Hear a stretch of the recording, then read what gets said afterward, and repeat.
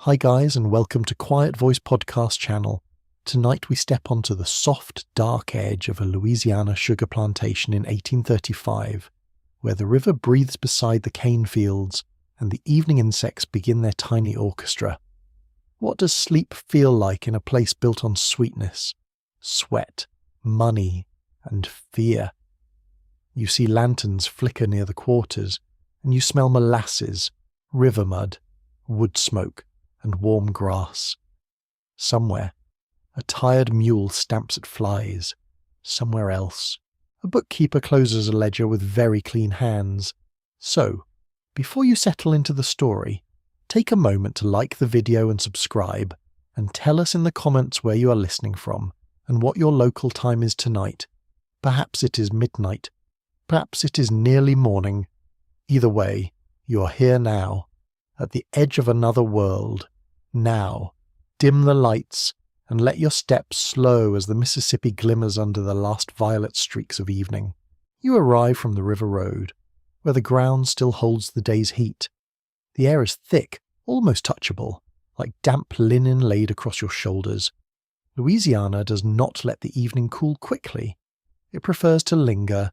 It presses close, scented with wet soil, cane leaves, horse sweat, and the faint sour sweetness drifting from barrels near the sugar house.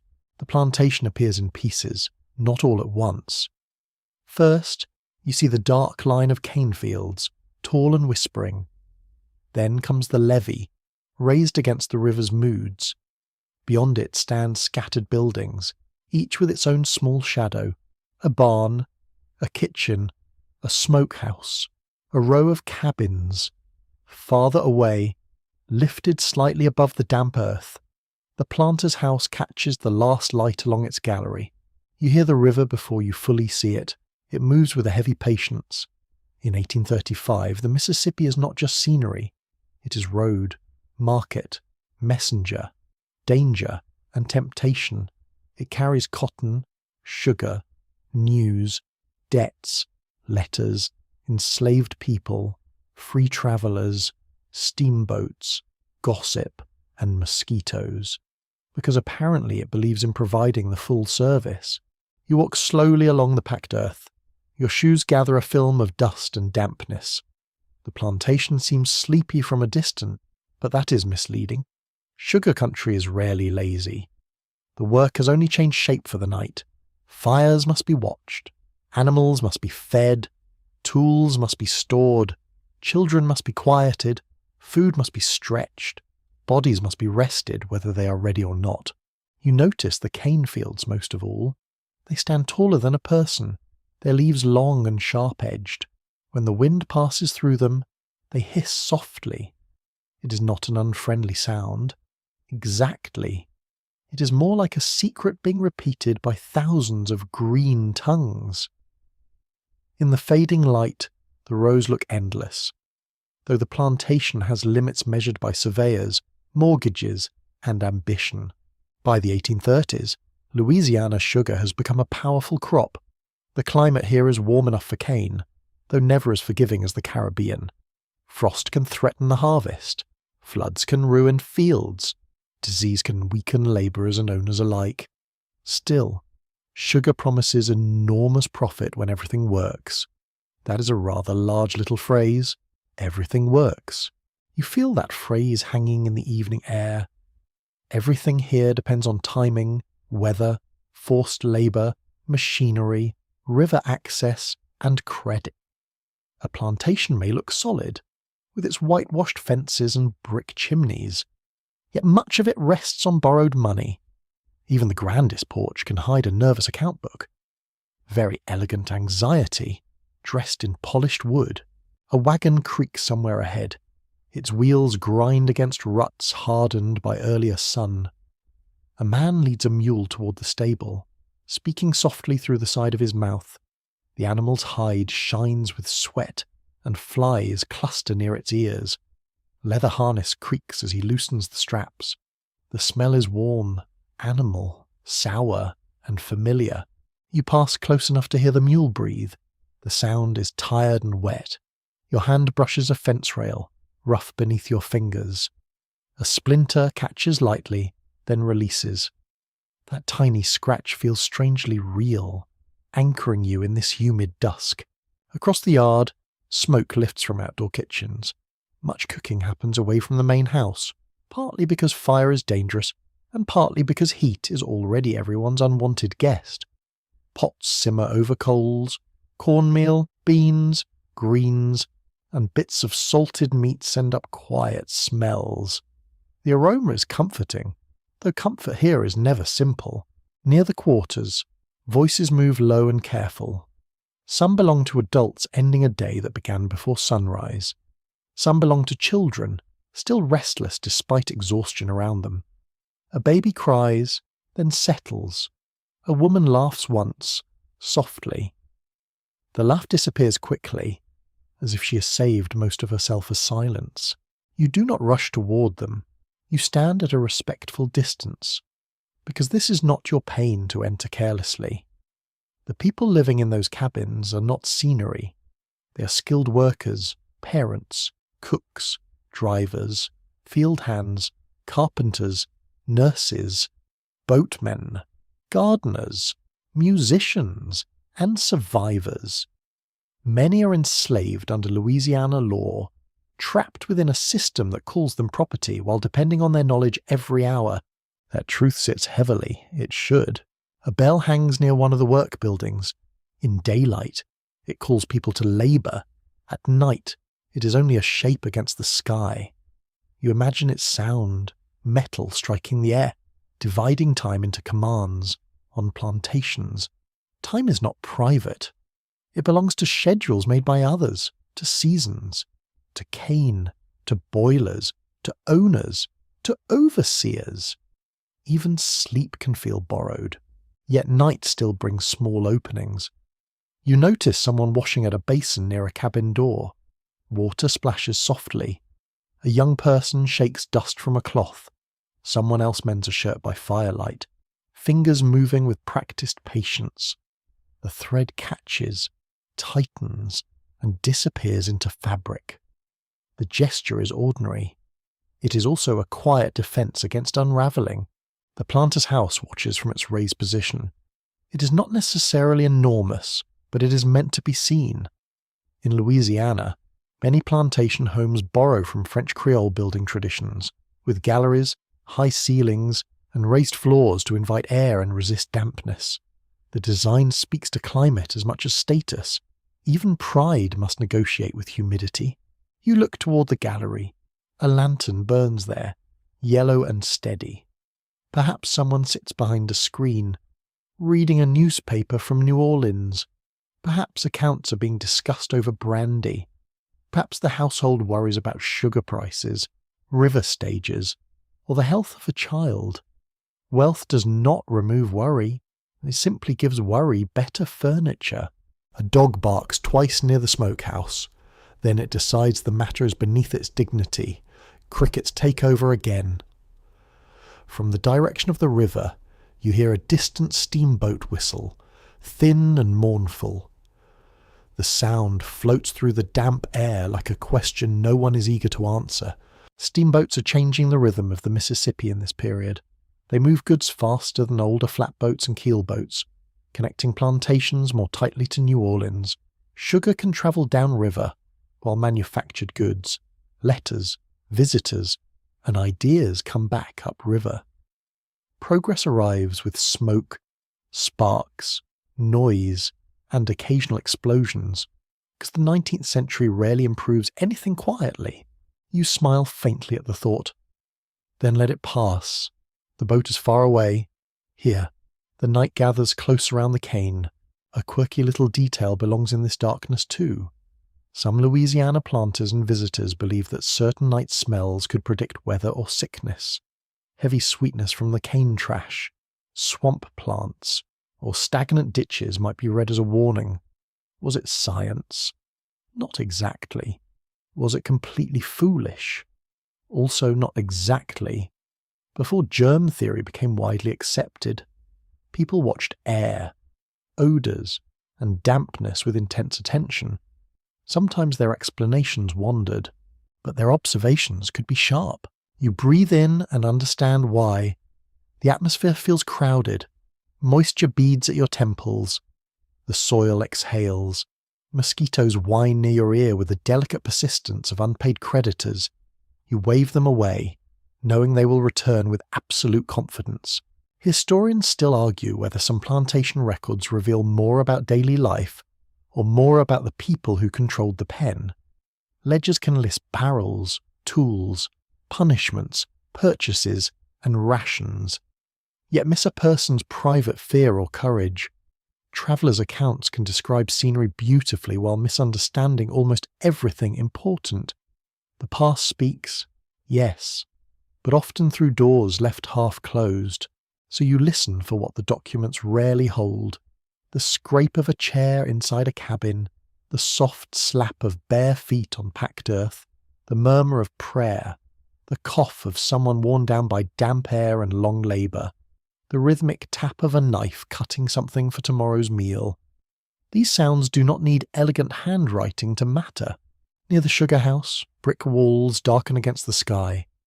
During grinding season, that building becomes the hot heart of the plantation. Cane must be crushed quickly once cut, and juice must be boiled before it spoils. The process is skilled, intense, and dangerous. Tonight, perhaps the fires are lower. Perhaps the season is not at its fiercest. Still, the place holds heat in memory. You catch a smell like burnt syrup mixed with ash. It is not unpleasant at first. Then it thickens. Sweetness can become heavy when trapped in the throat. You imagine copper kettles, sweating workers, shouted instructions, and steam fogging the rafters. Sugar, so delicate on a table, begins in a world of blades, mud, heat, and control. You turn away from the building and follow the edge of the yard. The sky has deepened to blue-black. Stars appear slowly, not in a rush. The moon lifts through haze, soft around the edges. Spanish moss hangs from live oaks near the house, pale and ghostly. It stirs when the breeze reaches it, like old lace breathing. The live oaks seem ancient, though some may be younger than they look. Their branches spread low and wide, making rooms of shadow beneath them. You step under one and feel the temperature shift slightly. The bark is ridged under your palm. A small creature moves in the leaves above you. You do not investigate. That is wisdom, not cowardice. Somewhere in the quarters, a song begins. It is quiet enough that you catch only the shape of it. A line rises, then another voice answers. The melody bends in a way that feels both weary and strong. Music can carry memory where speech is unsafe. It can hold grief, humour, warning, faith, and coded meaning. It can also simply help a tired body breathe. You stand still. The song is not performed for you. It belongs to the people making it and to the night receiving it. You let it remain partly hidden. Not every door in history should be pushed open. A man crosses the yard carrying a lantern. His light swings over puddles, fence posts, and stacked wood. For a moment, the flame catches the side of a barrel. Then it moves on. Shadows return behind him, closing softly like water. The plantation has many borders.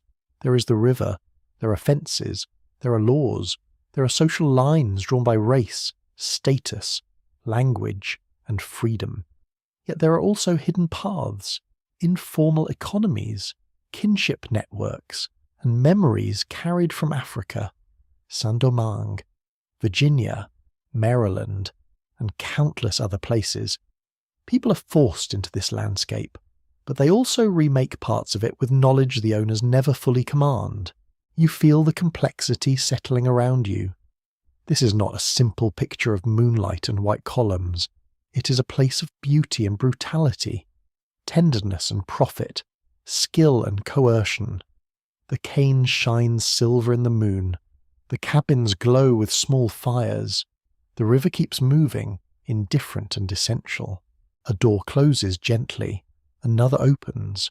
Night insects pulse in waves. The sound seems to rise from the ground itself. You feel your breathing slow, though the story does not become easy. Bedtime history is not always soft because the past was soft. Sometimes it is soft because we handle hard truths carefully, without shouting, without turning away. You move toward a small sleeping space prepared near the edge of the plantation yard.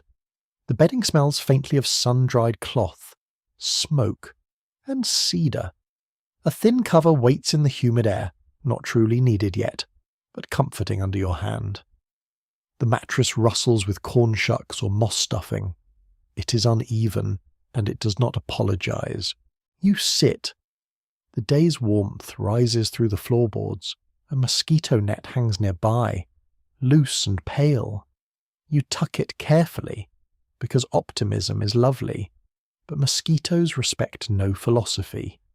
Outside, a frog calls from a ditch. Another answers. The river gives a low, steady hush beyond the levee. You think of tomorrow, though tomorrow has not yet claimed you. Cane leaves will sharpen under morning light. Bells will sound, fires may rise, ledgers will open, feet will return to rows, kitchens, stables, and boiling rooms. The plantation will wake as if night were only a brief permission. For now, darkness gathers kindly at the edges. The lanterns burn lower. The song has faded, leaving only its outline in your mind. You lie back and feel the rough sheet beneath your fingers. The air smells of molasses, damp wood, and distant rain. The sugar plantation rests, but not innocently. You listen until the separate sounds become one soft curtain. Crickets, river, breath, leaves, a mule shifting in straw, a whispered word, then silence. The moon moves behind cloud, and the cane fields darken. Sleep waits near you, patient but light, as if even dreams must step carefully here. You move where the cabin fires make small amber circles in the dark. The quarters are not arranged by comfort, but by convenience, control, and habit. Some cabins stand in a row, facing the plantation yard like tired witnesses. Others sit a little farther off, near garden patches, fences, and trampled footpaths. Their walls hold the day's heat, and their roofs seem to breathe out smoke. The air smells of ash, damp earth, cornmeal, boiled greens, sweat, and old wood. You hear the soft clatter of a spoon against a pot. You hear a child asking one more question, because children have always been brave that way. A woman answers with a voice so low it nearly becomes part of the fire. Somewhere, someone coughs into cloth. Supper is not grand, but it matters deeply. Food is time made visible. A little cornmeal may become mush, ash cake, or pone. Beans might stretch across several mouths. Greens may come from a small provision plot, gathered with care after plantation work ends. Salt pork, if present, gives flavour more than fullness. Hunger has many manners, and none of them are polite. You watch hands move around the hearth. One person scrapes the bottom of a pot with patient determination. Another breaks something warm into smaller pieces.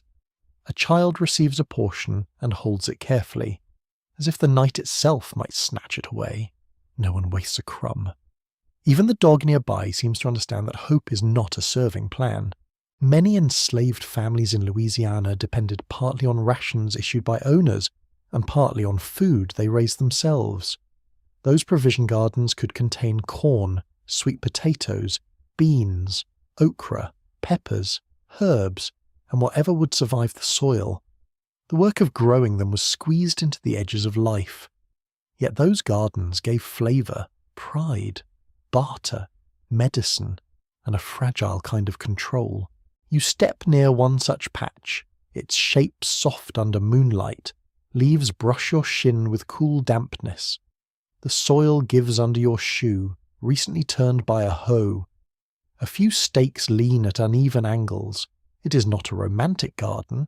It is a practical one, stubborn and alive. There is dignity in that stubbornness. A cooking fire snaps, sending up a shower of sparks. The sound is bright, then gone.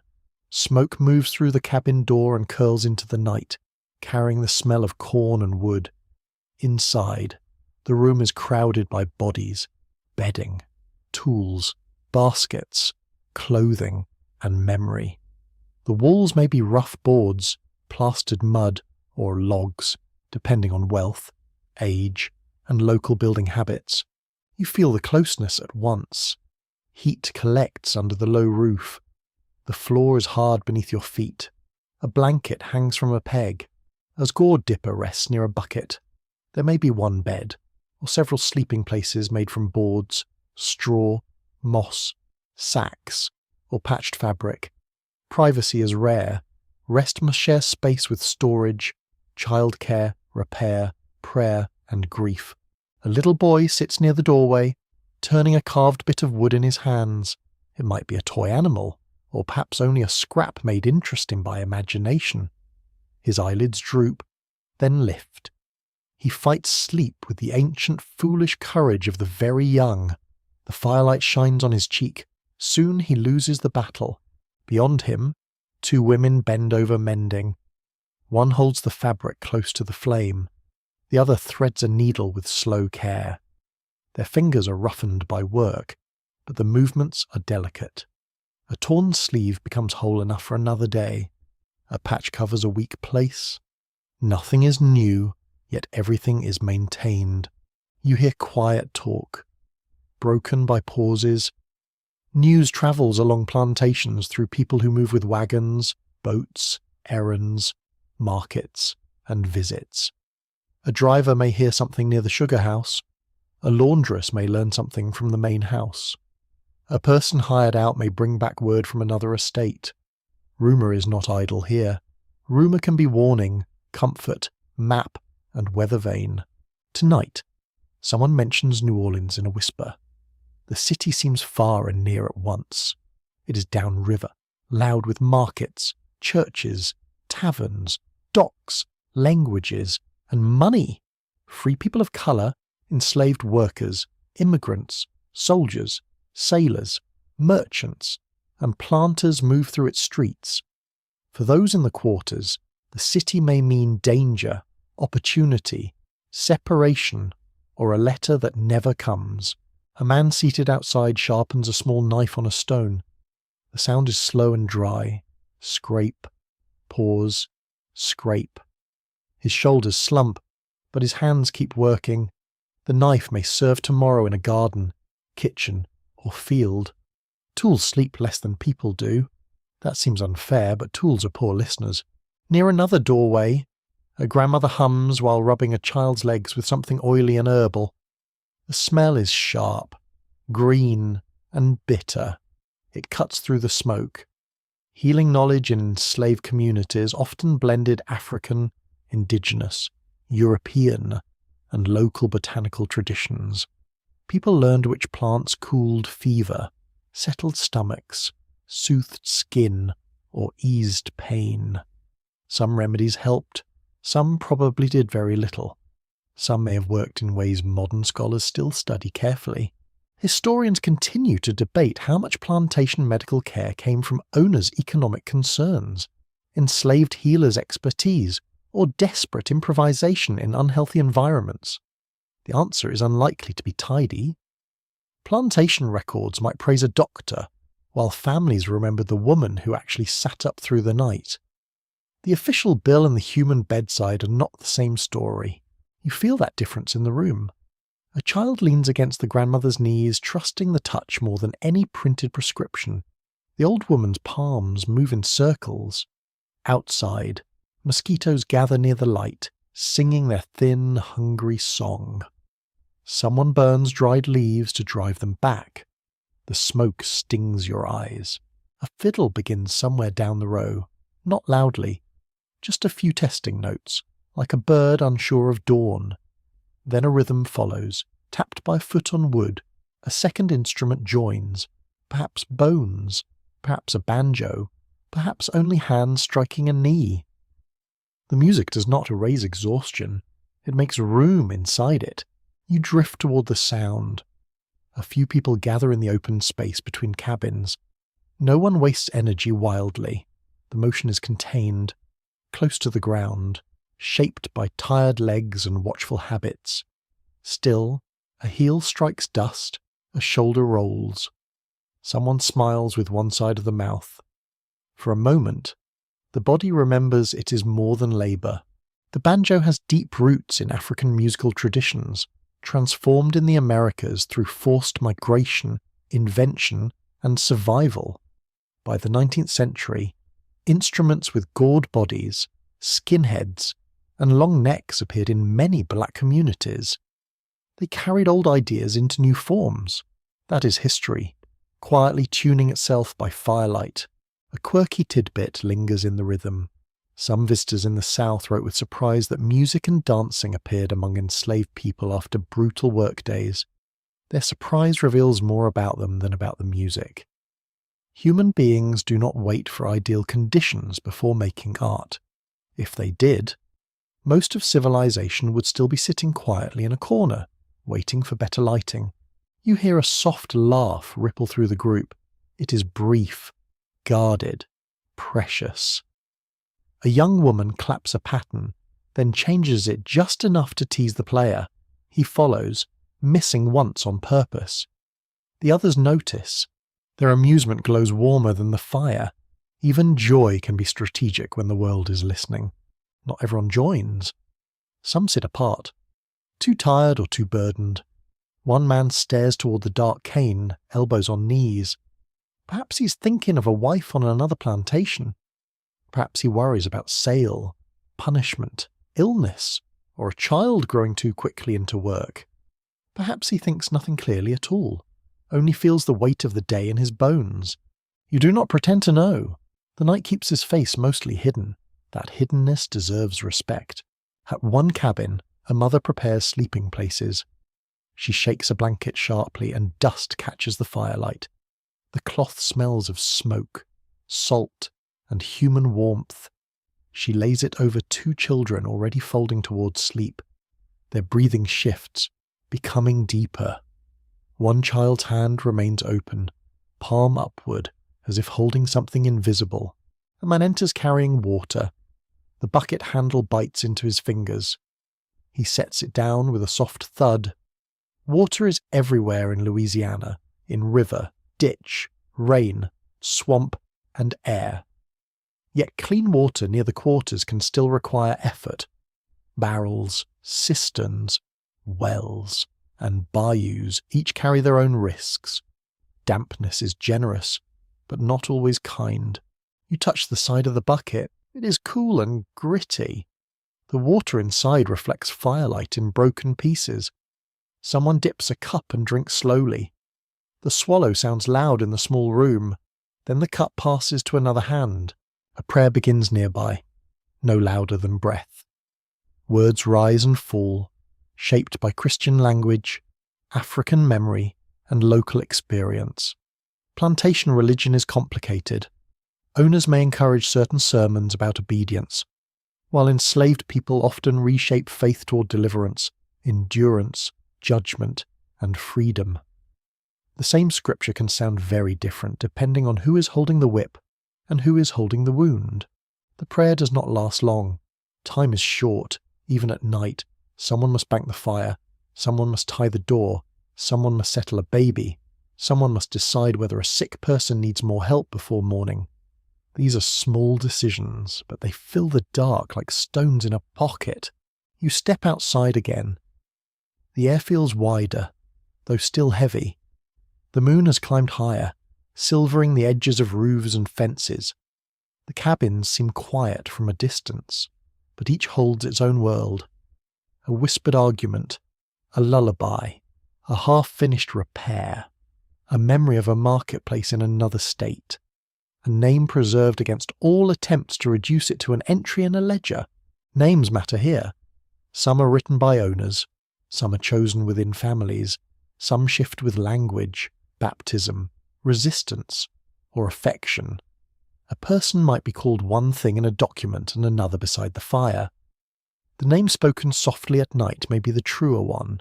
Paper is confident, but it is not always wise. You pass a doorway where a young man braids straw with absent skill. He is making or mending something small, perhaps a mat, perhaps a basket. His fingers move faster than his eyes. The work seems almost sleepy. Beside him, an older man tells a story in a voice that rises and dips. The children nearby try to stay awake for the ending. Naturally, the ending delays itself. Storytellers have rights. The tale includes a clever animal, a foolish master, and a trick that turns weakness into advantage. Such stories travel widely across African American oral traditions. They entertain, but they also teach. Listen carefully. And the rabbit, spider, fox, or turtle may be carrying instructions for survival. Never underestimate a small creature with patience and timing. The children giggle under their blankets. One adult says they should sleep. No one moves much. The story continues a little longer. That small disobedience feels tender, almost sacred. At the edge of the quarters, you notice hanging gourds, bits of cloth, shells, or charms near a doorway. Their meanings may be protective, practical, decorative, or all three. Folklore in Louisiana draws from many streams, including West African spiritual practices, Catholic objects, indigenous knowledge, and local invention. Outsiders often misunderstood these signs, calling everything superstition when they lacked better vocabulary. Historians debate how openly African spiritual traditions survived on Louisiana plantations, especially under pressure from Catholic and Protestant authorities. Some evidence appears in material objects, oral memory, court records, and travellers' descriptions. Yet much remains uncertain because sacred knowledge was often protected by silence. Silence can be an archive too. You stand without touching anything. The objects stir faintly in the breeze. A gourd knocks once against wood. The sound is hollow and soft. Inside, someone turns in sleep. A night patrol may pass on some roads, especially where white residents fear movement, rebellion, escape, or gatherings beyond their control. In Louisiana, as elsewhere in the slaveholding South, laws attempted to restrict enslaved people's travel and assembly. Passes, curfews, and patrols could shape the night. Darkness offered cover, but also danger. You hear a distant horse. The sound freezes conversation in one cabin. Hooves move along the road, slow and uneven. For several breaths, even the insects seem too loud. Then the horse passes. Voices resume, lower than before. Relief does not announce itself.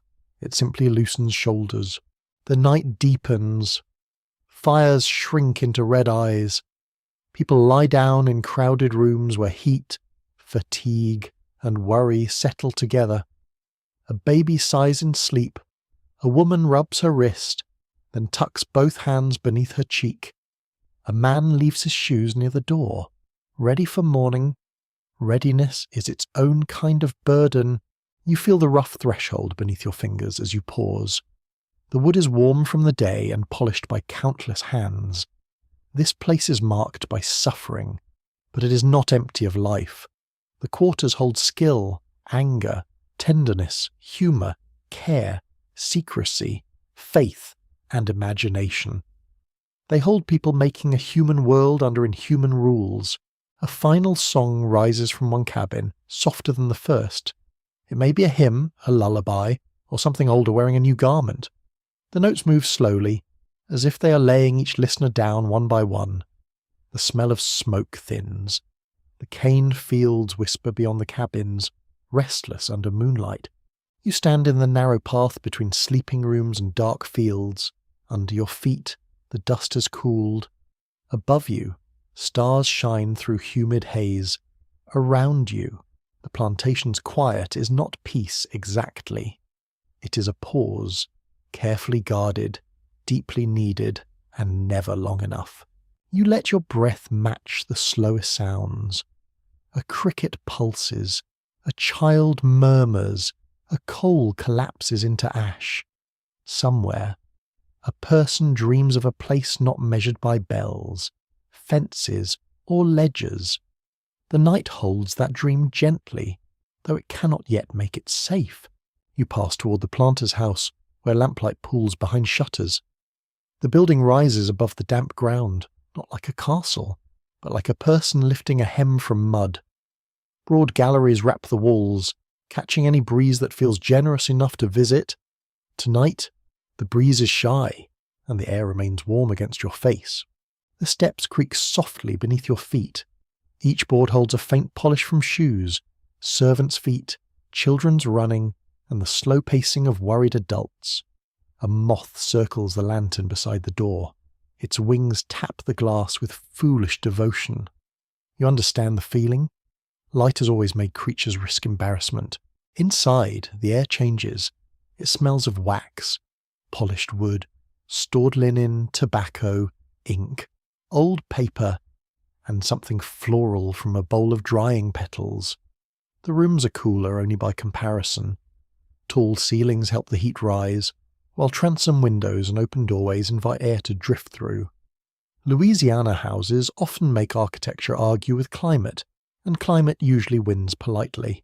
You stand in an entrance hall where shadows climb the walls. A small table holds calling cards, a silver tray, and a folded newspaper. The paper may have come from New Orleans, carrying shipping notices, political arguments, runaway advertisements, prices for sugar, and elegant complaints about civilization. Print makes the world seem orderly. The world, as usual, has other plans. A clock ticks in the parlour. The sound is delicate but insistent. It divides the night into pieces owned by no one and everyone. On a mantel, porcelain figures pose in stiff cheer. They have crossed the ocean to stand here, smiling at humidity, debt, and mosquitoes. Their confidence is impressive considering they are breakable. The parlour is arranged to perform refinement. Chairs sit at conversational angles. A small piano waits against the wall, its keys covered from dust. Paintings or prints may show European landscapes, family members, classical scenes, or ships under dramatic skies. The house wants visitors to understand that its owners belong to a world of taste, culture, and command. Yet command is never as calm as furniture suggests. A ledger lies open on a desk in a side room. Columns of numbers march down the page, barrels produced, hogsheads shipped, debts owed, tools purchased, medicines charged, cloth issued, names written beside quantities. The handwriting is neat, which somehow makes it colder.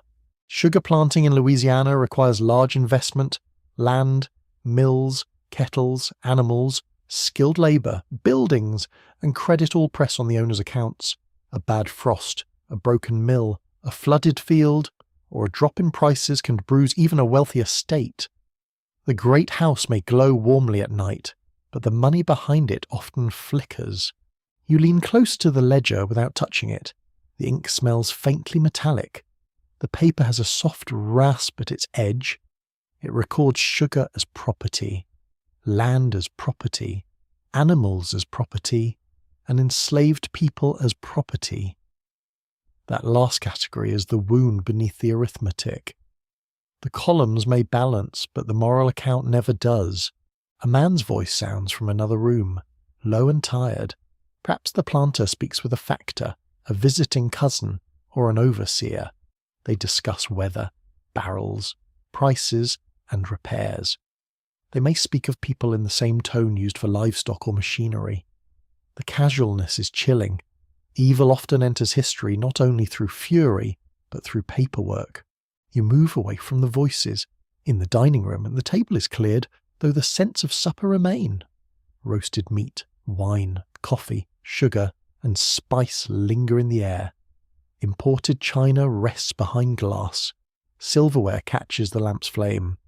A decanter glows amber on a sideboard, pretending very hard that it is not contributing to anyone's bad decisions. Sugar appears here in refined form.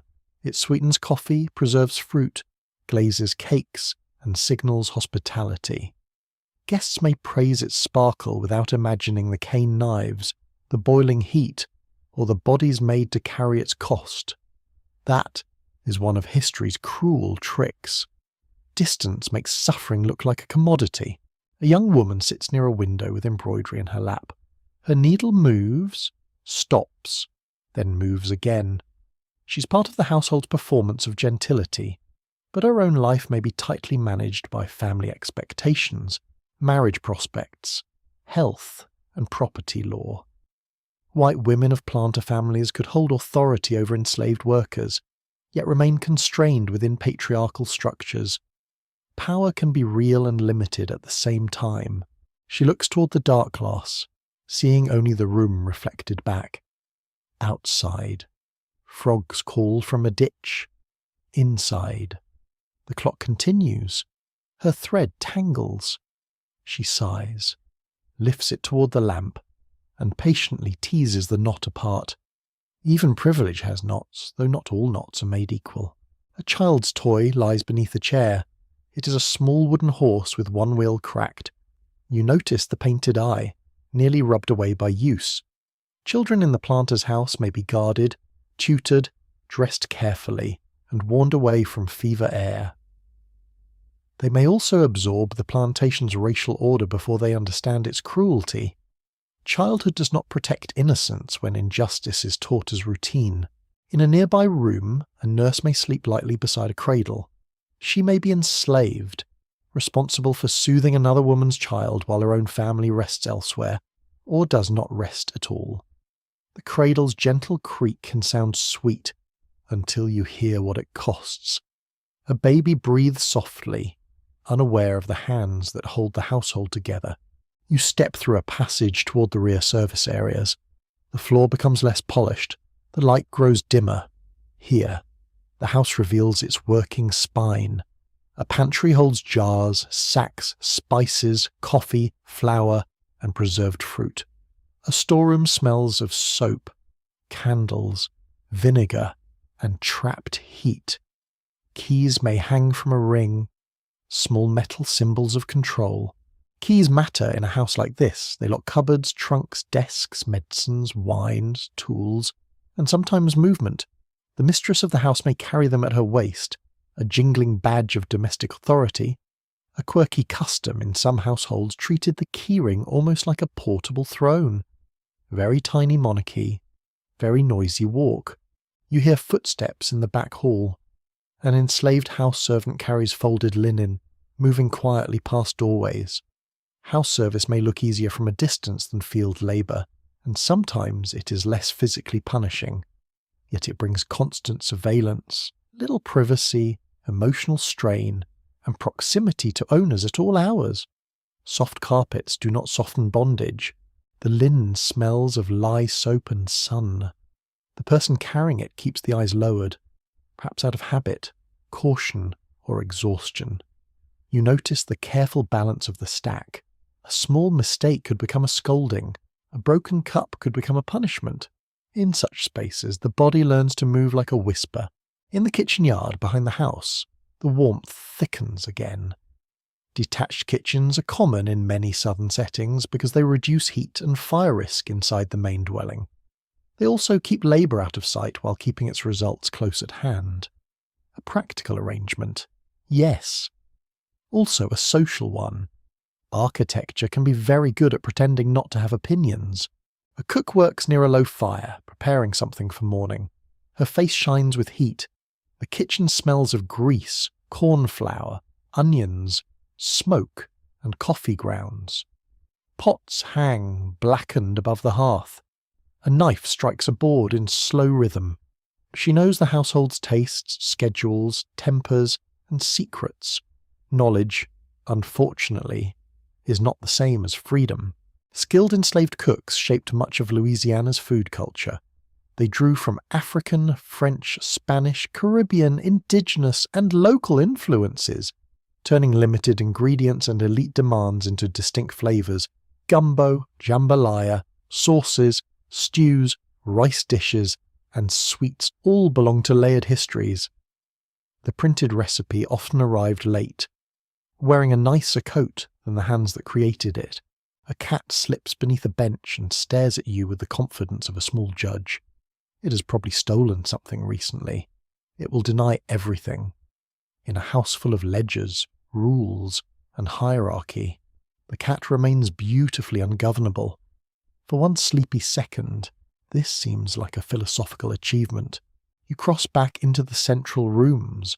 A bookshelf stands against the wall, holding law books, sermons, travel accounts, agricultural manuals, and perhaps a few novels. Planters read about machinery, crop improvement, estate management, politics, and the latest arguments over slavery's expansion. Books can widen the mind. They can also help a narrow mind build stronger fences. Historians still argue whether many planters truly believed their paternal language, or used it mostly to excuse economic domination. Letters sometimes show self-deception, affection, fear, cruelty, calculation, and genuine contradiction tangled together. What matters most is not whether the language sounded gentle. The system remained violent, whatever words tried to perfume it. You notice a letter on the desk, folded but not sealed. It mentions rain, illness, a shipment delayed, and a relative expected from the city. Family news and business worries blend without embarrassment. That blend is the plantation household's normal weather: births, debts, harvests, marriages, fevers, purchases, sales, and funerals all pass through the same ink. The windows stand partly open. Night air pushes at the curtains, making them swell and settle. Beyond the glass, you see the pale line of the levee and the darker mass of cane. A lantern moves near the stables. The house looks outward with confidence, but the plantation looks back. No wall fully separates comfort from its source. You pause near a bedroom door, inside. A mosquito net hangs over a bed like ghostly fabric. The mattress is thick, the coverlet fine, and the pillows carefully beaten into shape. A basin waits on a washstand. A small bottle of cologne sits nearby, sharp and sweet. The room smells of lavender, wax, and closed trunks. Sleep in this room is cushioned, but not necessarily peaceful. The owner may lie awake counting weather risks and unpaid notes. The mistress may listen for a child's cough. A guest may turn restlessly, disturbed by insects and unfamiliar heat. Comfort can purchase softness. It cannot purchase innocence. That remains stubbornly unavailable. On a dressing table, a mirror reflects the lamp and doubles the small flame. You see the room held inside the glass, tidy and fragile. Mirrors in old houses always seem to know more than they should. They watch people prepare faces for public life, then witness those faces loosen in private fatigue. A faint rustle comes from the gallery. You step outside. The boards feel smooth and warm underfoot. The night opens again, smelling of river damp, cane, and smoke. From here, the quarters are small points of low light. The distance is not great, yet the social gap has been built to feel enormous. You rest a hand on the railing. It is painted, slightly sticky from humidity. A beetle crawls along the top rail with serious purpose. Somewhere below, an overseer's dog turns in its sleep. The cane fields stir, their leaves brushing together with a dry whisper. The house seems to listen, though it would never admit it. The planter's world depends on appearances, hospitality, manners, lineage, Catholic feast days or Protestant respectability, political connections, and household order all matter. So do crop yields, credit, and control. Under the polished surface lies continual fear of disorder, fear of weather, fear of debt, fear of resistance, fear of the very people whose labour sustains the place. You let that truth settle gently, not softly enough to disappear. The parlour lamp burns behind you. The ledger waits open. The kitchen fire sinks lower. A child turns beneath a clean sheet. A servant's footsteps fade toward the rear. Every room has its own temperature, but all are warmed by the same moral fever. You step down from the gallery, leaving the house to its murmurs. Behind you, the clock ticks on with patient arrogance. Ahead, the yard stretches silver and dark. The great house no longer seems merely grand. It seems dependent, anxious, and awake beneath its manners. The night closes around its columns and shutters. Wax cools in the candlesticks. Ink dries in careful lines. Fine china sleeps behind glass. Outside, the river moves without bowing, and the cane continues its slow whisper under the moon. You walk toward the sugar houses, where the buildings sit darker than the night around them. The structure has a different feeling from the cabins and the main house. It does not invite conversation. It waits with a hard, practical silence, built for crushing, boiling, lifting, pouring, cooling, packing, and counting. Even at rest, it seems busy. The door stands partly open. Warm air leaks from within, scented with molasses, wet cane, old ashes, grease, and brick dust. You place a hand near the entrance and feel stored heat breathing outward. The walls have swallowed many fires. They return that warmth slowly, like someone repeating a difficult memory under their breath. Inside, shadows gather among beams, rollers, kettles, troughs, barrels, and tools. The shapes look strange in lantern light, almost like sleeping animals. A mill roller waits with its heavy iron mouth. A cane carrier rests along the floor. Wooden paddles lean against a wall, polished by sticky hands. Hooks hang from beams, quiet and patient. Sugar making is a race against spoilage. Once cane is cut, its juice begins to sour if it is not processed quickly. That simple fact rules the plantation with surprising force. Harvest season brings pressure to fields, roads, mills, boilers, carts, animals, and every person tied to the work. Sweetness, it turns out, is extremely bossy. You step closer to the mill. In many Louisiana sugar houses of this era, cane might be crushed by animal power, water power, or steam. Depending on wealth and improvement, steam engines are spreading, admired for speed and strength, though they require money, maintenance, and nerve. A broken engine can stop the whole rhythm.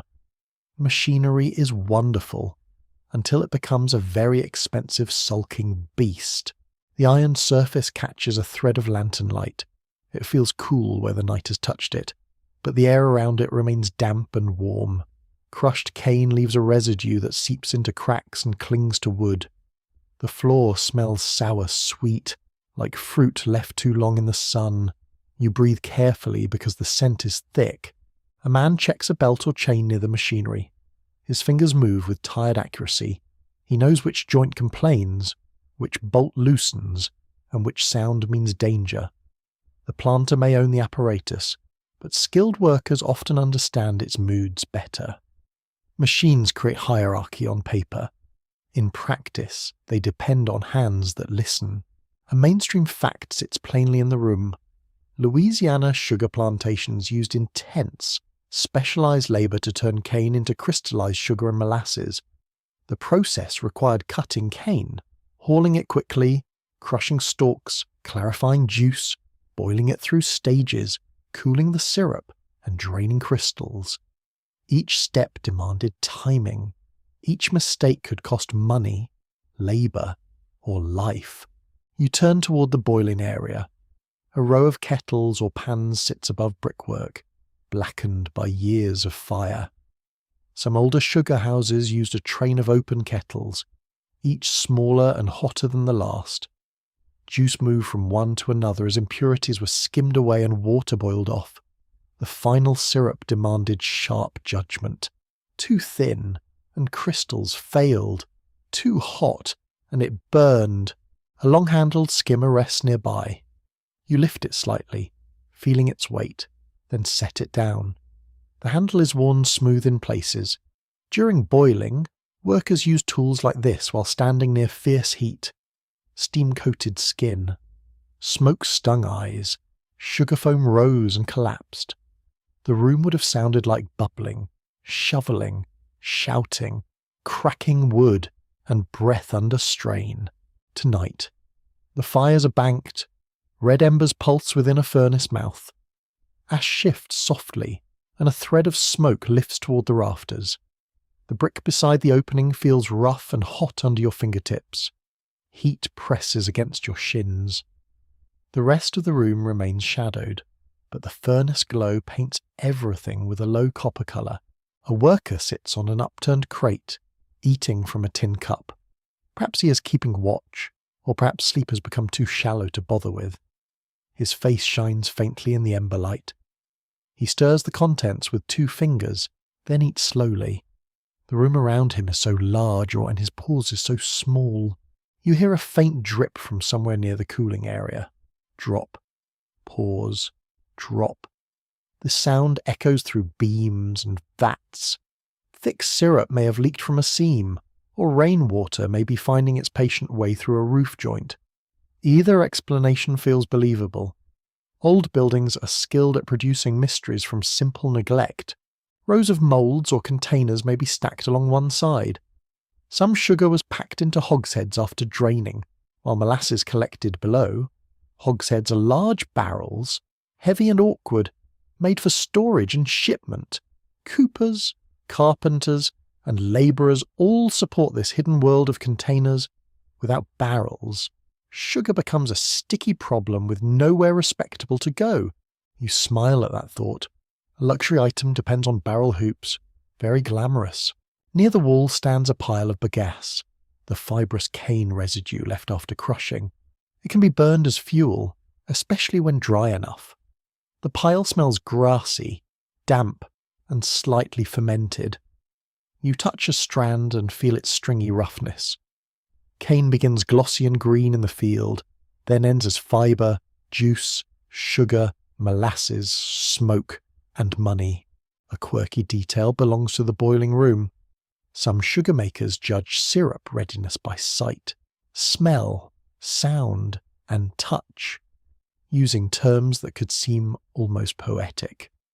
They watched how drops fell, how foam behaved, how threads stretched between fingers, and how the boiling surface changed.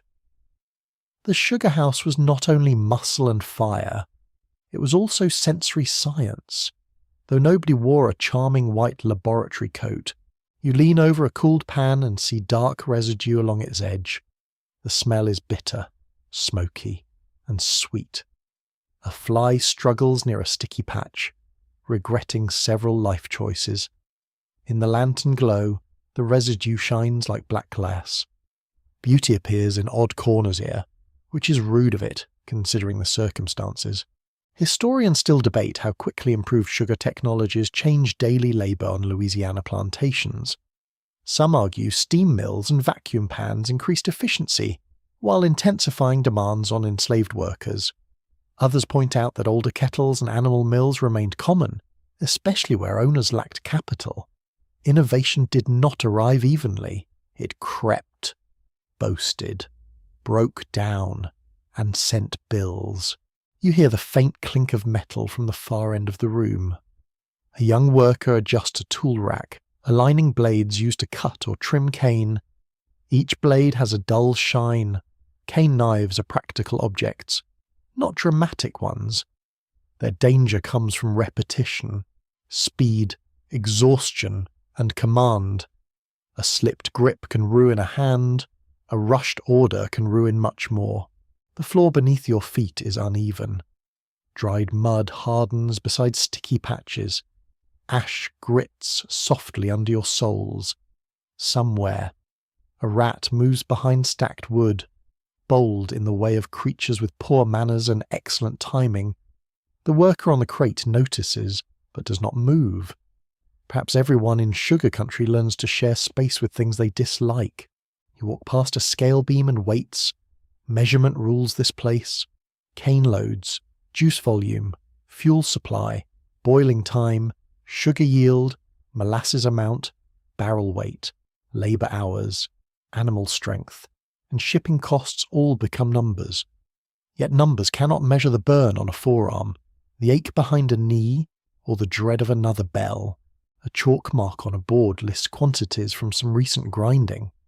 The handwriting is blunt, made for usefulness rather than beauty. Nearby, a rag hangs stiff with dried syrup.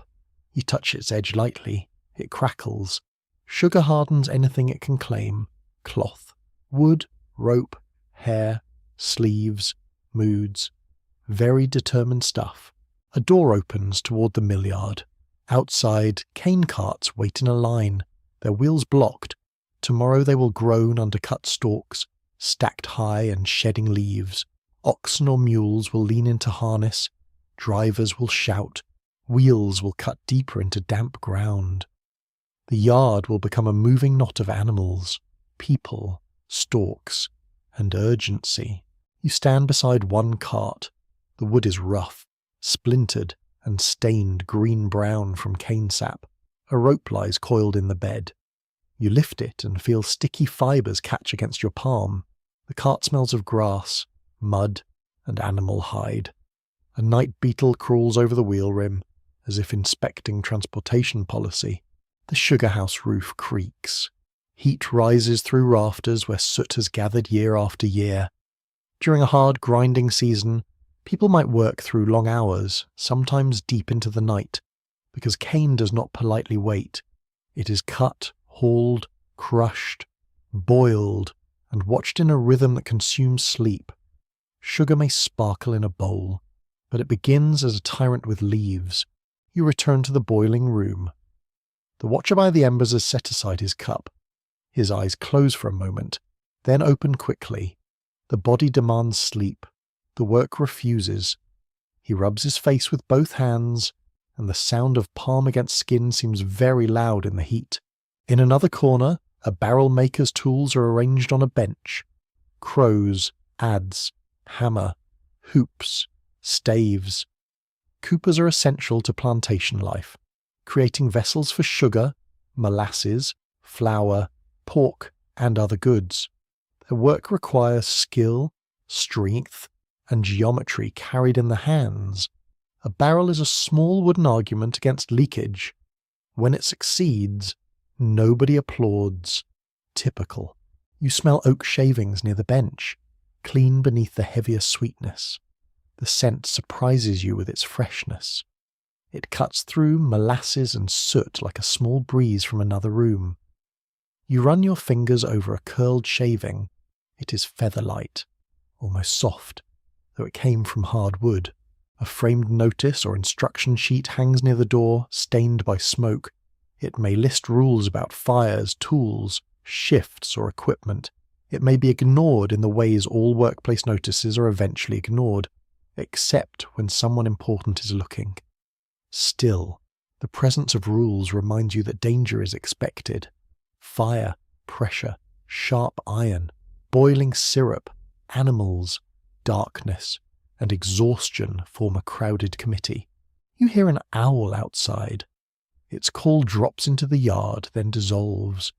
For a moment the sugar house seems to hold its breath. Then the embers settle, and a small coal breaks apart. The glow deepens. Shadows shift along the kettles. This building is not just a factory.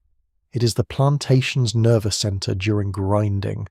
Field labour enters here as cane. Skilled attention transforms it. Forced labour sustains it. Credit depends on it. River trade waits for it. The main house worries over it. The quarters feel its schedule in the bones. The sugar house gathers everyone's time and burns it down into crystals. You let the thought pass slowly. The night remains close, but not silent. Drips, creaks, insects, distant animals, and low human movements continue around you. The sugar house seems to dream of labour even while resting. It remembers heat the way stone remembers sun. At the threshold, you look back once more. Kettles crouch in darkness. Tools lean in rows. Barrels wait for filling. The embers glow like watchful eyes beneath the brick. The sweetness in the air has become almost bitter, and it clings to your tongue. You step away into the damp yard behind you. The sugar house stands quiet, holding tomorrow inside its soot-dark walls. The cane fields whisper beyond it, not gently exactly, but steadily. Somewhere. A sleeping worker turns on a hard bed, and while the machinery waits to wake with iron patience, You wake in the hour when darkness is thinning, but morning has not yet earned its name. The air feels cooler against your face, though cool is a generous word for Louisiana. Your skin carries the dampness of the night. The sheet beneath your hand has twisted into a soft rope somewhere nearby. A rooster announces himself with the confidence of a badly trained official. For a moment, you lie still. The plantation is between breaths. Frogs are quieting in the ditches. Insects change their rhythm, as if one tiny orchestra is leaving and another is setting up chairs. The eastern sky holds a pale grey seam. Above the levee, a few stars remain, faint and stubborn. Then the bell sounds. It cuts through the dark with a metal voice, not loud enough to shake the world, but sharp enough to divide it. Sleep breaks apart in cabins, stables, sheds, and service rooms. A dog barks. A baby begins to cry. Someone coughs hard, then clears the throat. The day has put on its boots. You sit up slowly. The floorboards feel gritty beneath your feet. Outside, the air smells of ashes revived, wet soil, animal breath, old straw, and coffee starting somewhere near the kitchen. Smoke rises low at first, caught beneath the damp. It crawls around corners before lifting into the paling sky. People emerge from doorways in shadowed shapes. Some tie headcloths. Some pull on coarse jackets or worn shirts. Some carry hoes, baskets, ropes, knives, or buckets. Faces are still soft with sleep, but hands already know what to do. A child clings to an older sibling's skirt. A woman adjusts the bundle on her shoulder without pausing. You walk along the path where yesterday's dust has become morning grit. The ground is cool in spots, warmer near ashes and walls. Cane leaves tremble beyond the yard. They have collected beads of dew, and the first light catches them like dull glass. Their edges are beautiful and unfriendly. Beauty has no manners here. A driver moves across the yard, calling names and instructions. On plantations, drivers were often enslaved men placed in positions of authority over other enslaved workers.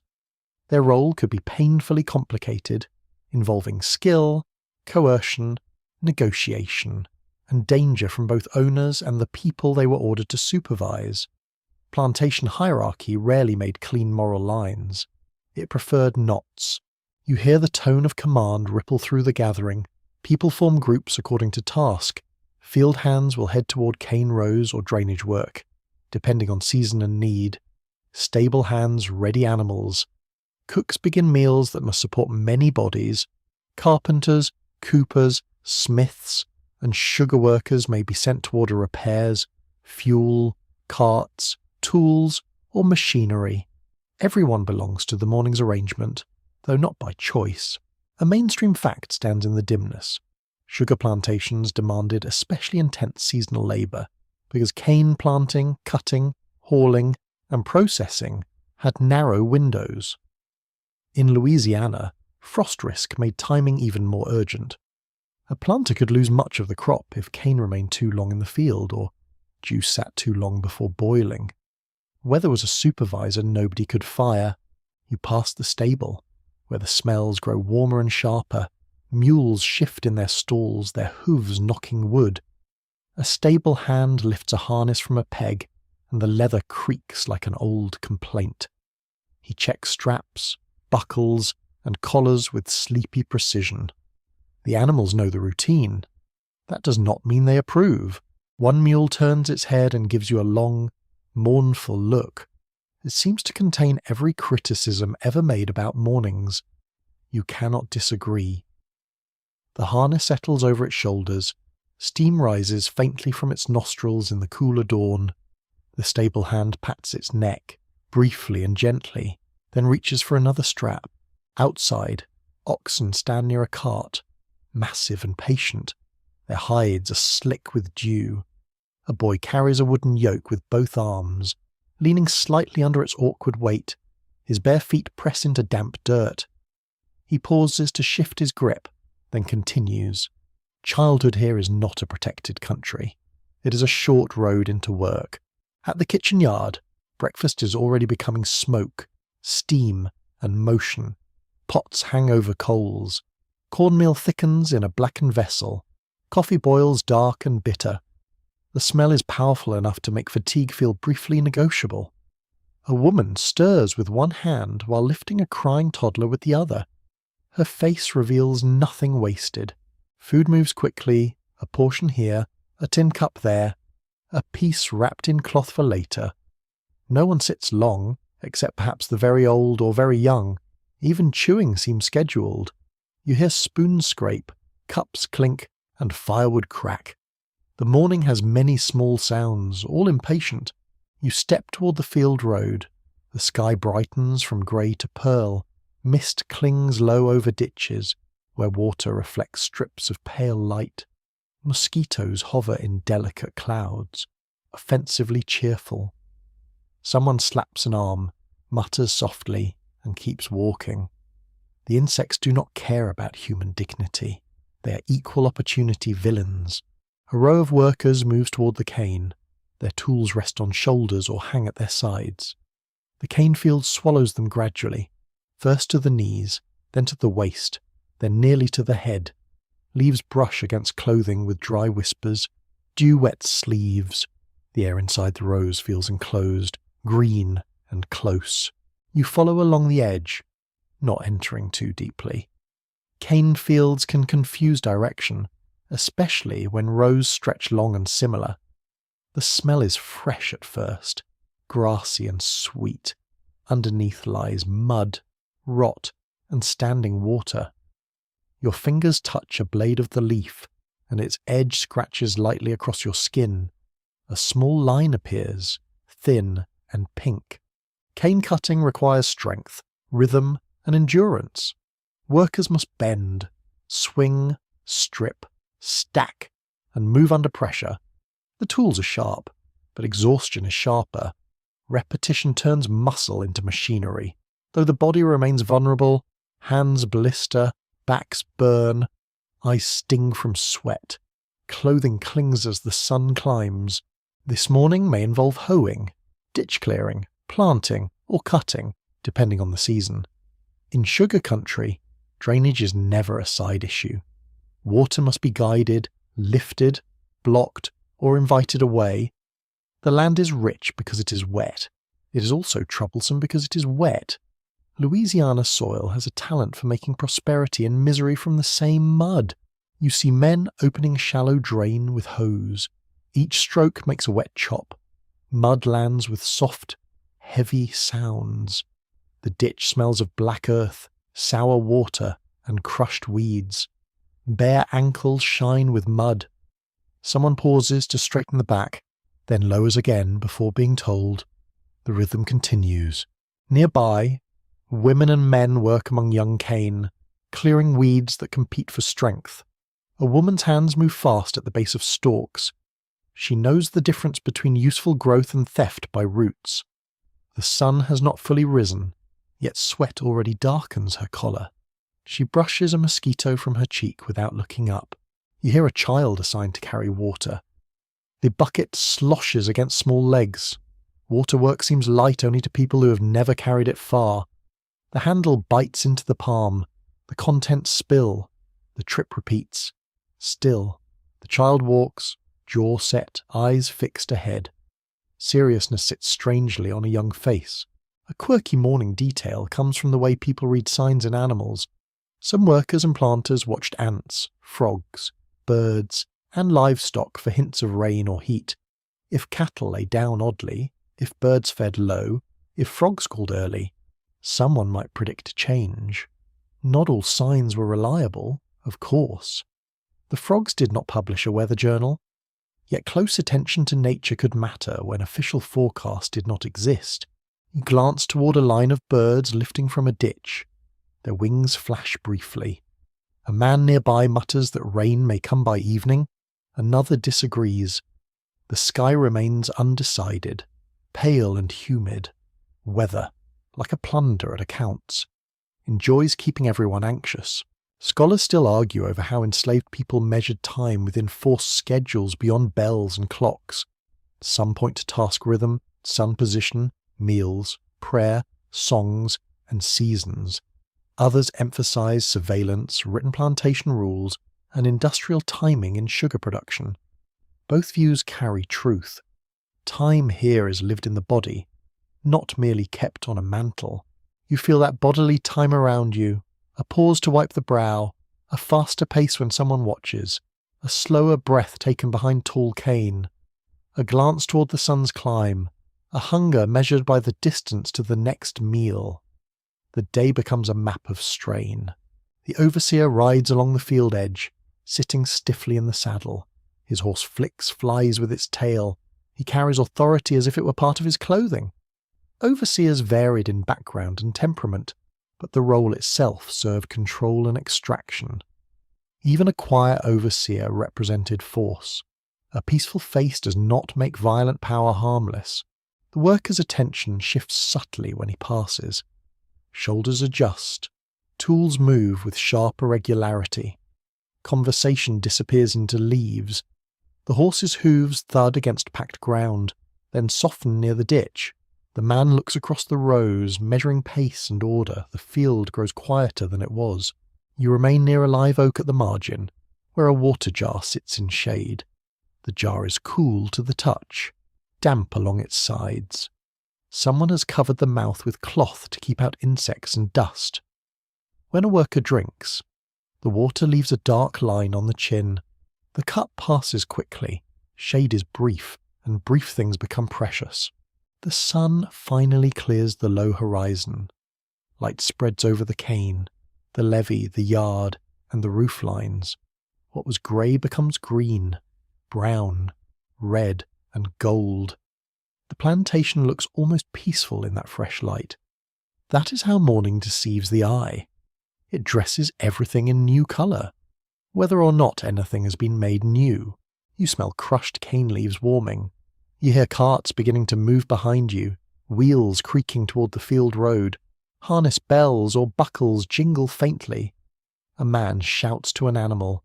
Another answers from a distance. The plantation is now fully awake, and its wakefulness feels enormous. At the edge of one row, an older woman pauses with a hand pressed to her lower back. She closes her eyes for a breath, then she bends again. No speech accompanies the movement. There is only the quiet fact of continuing. History often loves dramatic turning points, but most lives are made from continuance. Over and over, breath by breath. You notice a patch of wildflowers near the ditch, small purple blooms among grass. They tremble under insect weight. Nobody has time to admire them, which seems unfair, so you do it silently. Their petals are cool with dew. They grow beside forced labour and count books without understanding either. Nature can be innocent in a guilty place, or perhaps only indifferent. A cart arrives for cut brush and cane trash. A boy tosses armfuls into the bed. The fibre scratches forearms. Dust rises, catches sunlight, and becomes briefly golden. The mule flicks its ears. The driver clicks his tongue. Motion continues in a loop that feels older than the buildings. By now, the early softness has burned away. Heat gathers in the open spaces. The air thickens with grass scent, sweat, mud, and animal musk. Shirts cling, headcloths darken, tools flash and fall. A rhythm builds across the field, not musical exactly, but patterned. Chop, lift, step, pull, breathe. You stand where the field road meets the rows and understand how a long day begins. Not with drama, not with a speech. It begins with damp cloth, half-swallowed food, metal sound, harness leather, a bell, a cough, a child's bucket, a woman's bent shoulders, and the first hard line of sun across cane. The plantation has crossed from night into labour. The quiet has not vanished. It has gone inside people, tucked behind their eyes, saved for any small moment when the body can pause. Around you, Louisiana, morning opens wide, bright and heavy. The cane leaves whisper in the light, and the day stretches ahead like a road made of the heat. You follow the road toward the levee, where the Mississippi waits behind its earthen wall. The plantation does not end at the field's edge. It stretches outward through river traffic, credit, warehouses, markets, letters, and rumour. Even the quiet mud beneath your feet belongs to a larger world, though it pretends to be only mud. The morning light grows stronger along the riverbank. Mist lifts in pale strips from the water. The levee grass is wet against your ankles, and the air smells of river clay, fish, rotting leaves, tar, and distant smoke. A few birds skim low over the current, then veer away as if remembering an appointment elsewhere. You climb the levee slowly. At the top, the Mississippi opens wide and brown, moving with heavy confidence. It does not sparkle like a polite little stream in a poem. It rolls, curls, drags, carries, swallows, and delivers. Its surface shows streaks of foam and floating branches. Now and then, a whole tree limb drifts past like a defeated idea. The river road runs along the levee, rutted by wheels and hoofprints. Wagons pass this way toward landings, ferries, neighbouring plantations, and the long pull of New Orleans. A cart stands near the landing with barrels roped in place. The wood is damp, and the iron hoops have begun to rust. A man checks the knots, tugging each one with practised suspicion. Barrels are not glamorous, but they are essential. Sugar and molasses must survive handling, rolling, lifting, loading, unloading, weather, and rough travel. A leaking barrel is not just a mess, it is money escaping in slow, sticky humiliation. The 19th century contains many dignified disasters, and some of them smell like molasses. You hear oars knocking against a small boat below. Two men prepare to cross toward a neighbouring property or reach a larger landing. The skiff shifts against the muddy bank, bumping softly. Water slaps its side with patient hands. A coil of rope lies in the bow, stiff with damp. Someone spits into the river, which accepts this contribution without thanks. In 1835, New Orleans is one of the great commercial cities of the United States. Its port connects the Mississippi Valley with the Caribbean, Europe, and the Atlantic world. Sugar from Louisiana moves through its merchants, brokers, warehouses, and ships. So do cotton, tobacco, flour, people, news, disease, and debt. The city is not merely a destination, it is a mouth. You imagine the route downriver. Plantations line the banks, some prosperous, some struggling behind clean fences. Steamboats push through bends, their paddles churning mud-coloured water.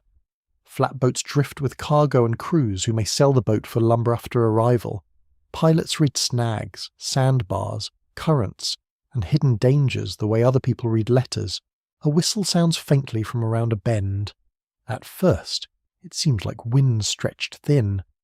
Then a dark shape appears, smoke lifting above the trees. A steamboat pushes upriver, slow against the current, its paddle rhythm thudding through the humid air. The sound reaches your chest before it reaches your ears properly. Thump, churn, sigh. People pause along the landing to watch. Steamboats are practical machines, but they also carry theatre with them. Their stacks smoke, their bells ring, their decks bustle, and their names often show magnificent confidence. One vessel might be called something grand like Enterprise, Eclipse, or Queen of the West. Subtlety, apparently, was not always invited aboard. A clerk near the landing opens a small book and licks the tip of his pencil. He notes barrels, destination, owner, and expected charge. His hat sits too low over his eyes. Sweat gathers at his neck despite the morning. Shipping is paperwork tied to muscle. Before any barrel becomes profit, it must pass through hands, ledgers, docks, and someone's anxious arithmetic. You smell hot pitch from a repaired seam nearby. The scent is sharp, resinous, and sticky. A labourer carries a plank across his shoulder, bare feet careful on the wet slope. The plank rubs his skin, leaving a pale mark. He sets it near the landing, then turns toward another load without ceremony. The river takes effort from everyone standing near it. A mainstream fact belongs to this muddy edge. Louisiana sugar planters often relied on commission merchants and factors in New Orleans to sell crops, arrange credit, purchase supplies, and manage debts. These relationships could make a plantation feel successful while binding it tightly to distant obligations. The sweetness in the warehouse might already belong, in part, to creditors. You watch a packet of letters change hands, wax seals, folded paper, and string-hold messages about business, family, illness, politics, and shipment. News moves unevenly, sometimes quickly by steamboat, sometimes slowly by bad roads and worse weather. A letter can arrive as relief, threat, invitation, invoice, or heartbreak. Paper looks light until it is opened. One letter may carry sugar prices. Another may discuss repairs needed for machinery. A third may mention a person hired out, sold away, escaped, or sought. The market's language can be brutally calm. It turns lives into terms, figures, and notices. The ink dries neatly. The wound does not. Down the road, a peddler's wagon approaches with bells trembling on the harness. The wagon is loaded with cloth, needles, tinware, ribbons, coffee, spices, cheap combs, buttons, and small temptations. Plantation households sometimes bought goods from travelling vendors, though owners controlled what enslaved people could purchase or possess. Even a needle may pass through permission. The peddler calls out in a cheerful voice that sounds practiced enough to survive rejection. His horse looks bored by commerce. A woman from the main house examines fabric with 2 fingers.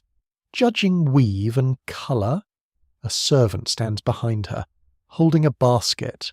The cloth smells of dye, dust, and long storage. Blue, brown, and faded red lie folded beside each other like sleepy flags. A quirky detail rests in such trade. Some merchants advertise patent medicines, miracle tonics, tooth powders, hair oils, and little bottles promising relief from nearly everything except gullibility. Plantation people, town people, sailors, and travellers all bought these remedies.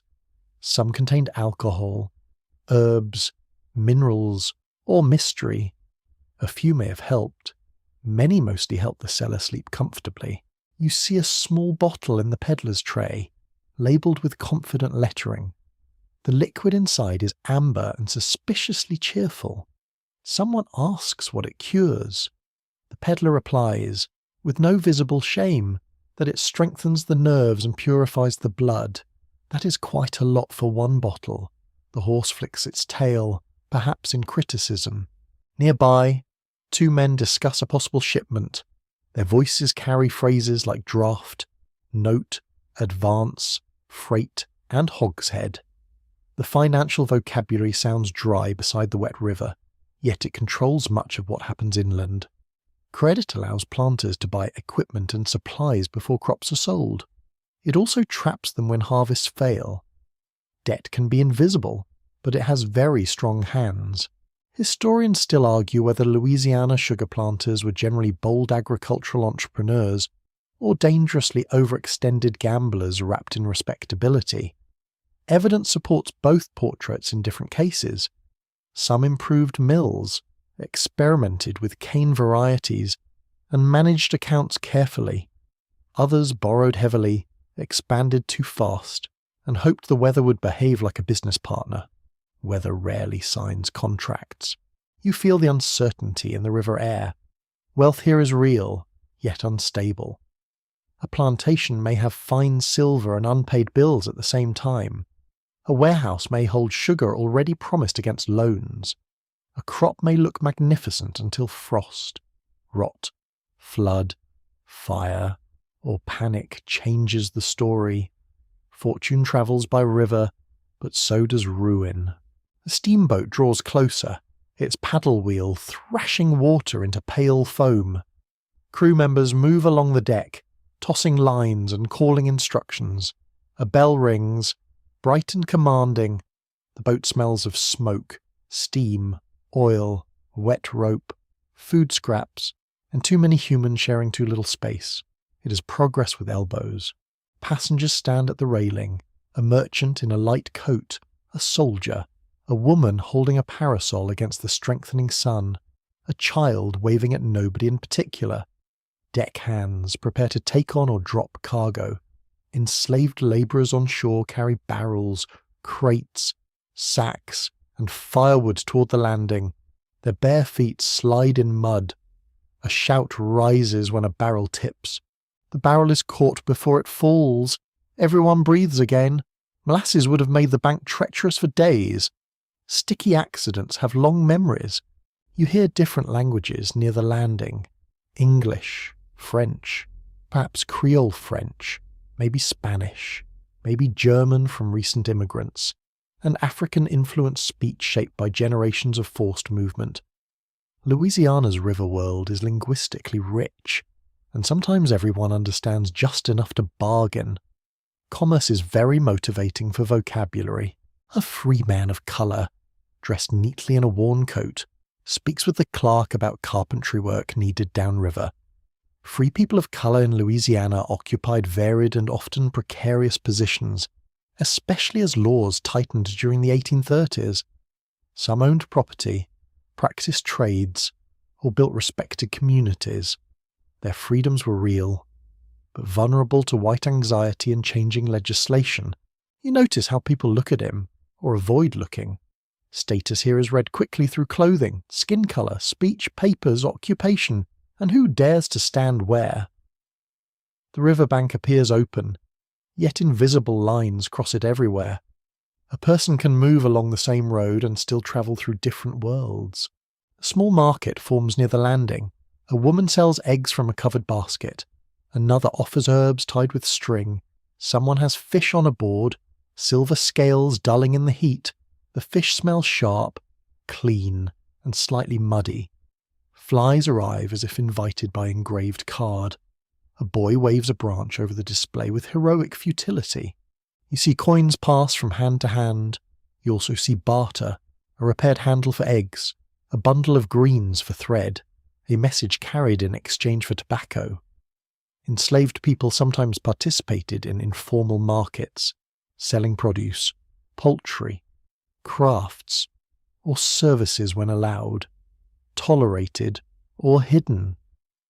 These exchanges could provide small resources and social ties. Though always under threat, the river landing becomes a place of watchfulness. It brings news, goods, and chances to connect. It also brings surveillance, strangers, disease, and the risk of separation. A person might hear of family members sold downriver. The phrase itself carries dread. Downriver can mean New Orleans, auctions, distant plantations, or places where kinship becomes harder to trace. The steamboat crew rolls a crate down a plank. The plank bends slightly under the weight. Your stomach tightens, though the men seem used to it. The crate thuds onto the bank. Someone curses under the breath, softly enough to remain polite by local standards. Another man laughs. Work continues. Sunlight now strikes the river hard. The surface flashes bronze and white. Heat rises from the muddy slope, mixing with engine smoke and animal smell. Your clothes cling to your back. The levee grass dries at the tips while remaining wet near the roots. Louisiana has a talent for being both damp and dusty in the same sentence. A newspaper changes hands near the peddler's wagon. A man reads aloud bits of political news, shipping information and advertisements, national arguments over slavery, banking, tariffs, land, and expansion reach even these fields through print and conversation. Some listeners care deeply. Others care because distant decisions can become local trouble. Politics travels well when tied to money. You hear mention of banks and credit tightening. Someone grunts. Someone else says sugar will hold. Confidence and denial sound related. Perhaps cousins. The river keeps moving, uninterested in economic theory.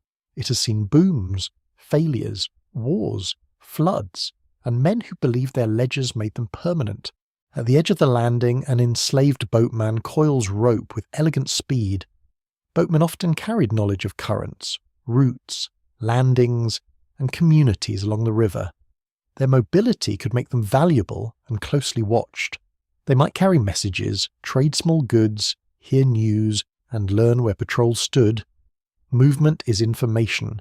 Information can be dangerous. The rope slides through his hands with a soft rasp. You smell hemp and river water. He looks once toward the far bank, then back to his work. The expression passes too quickly to name.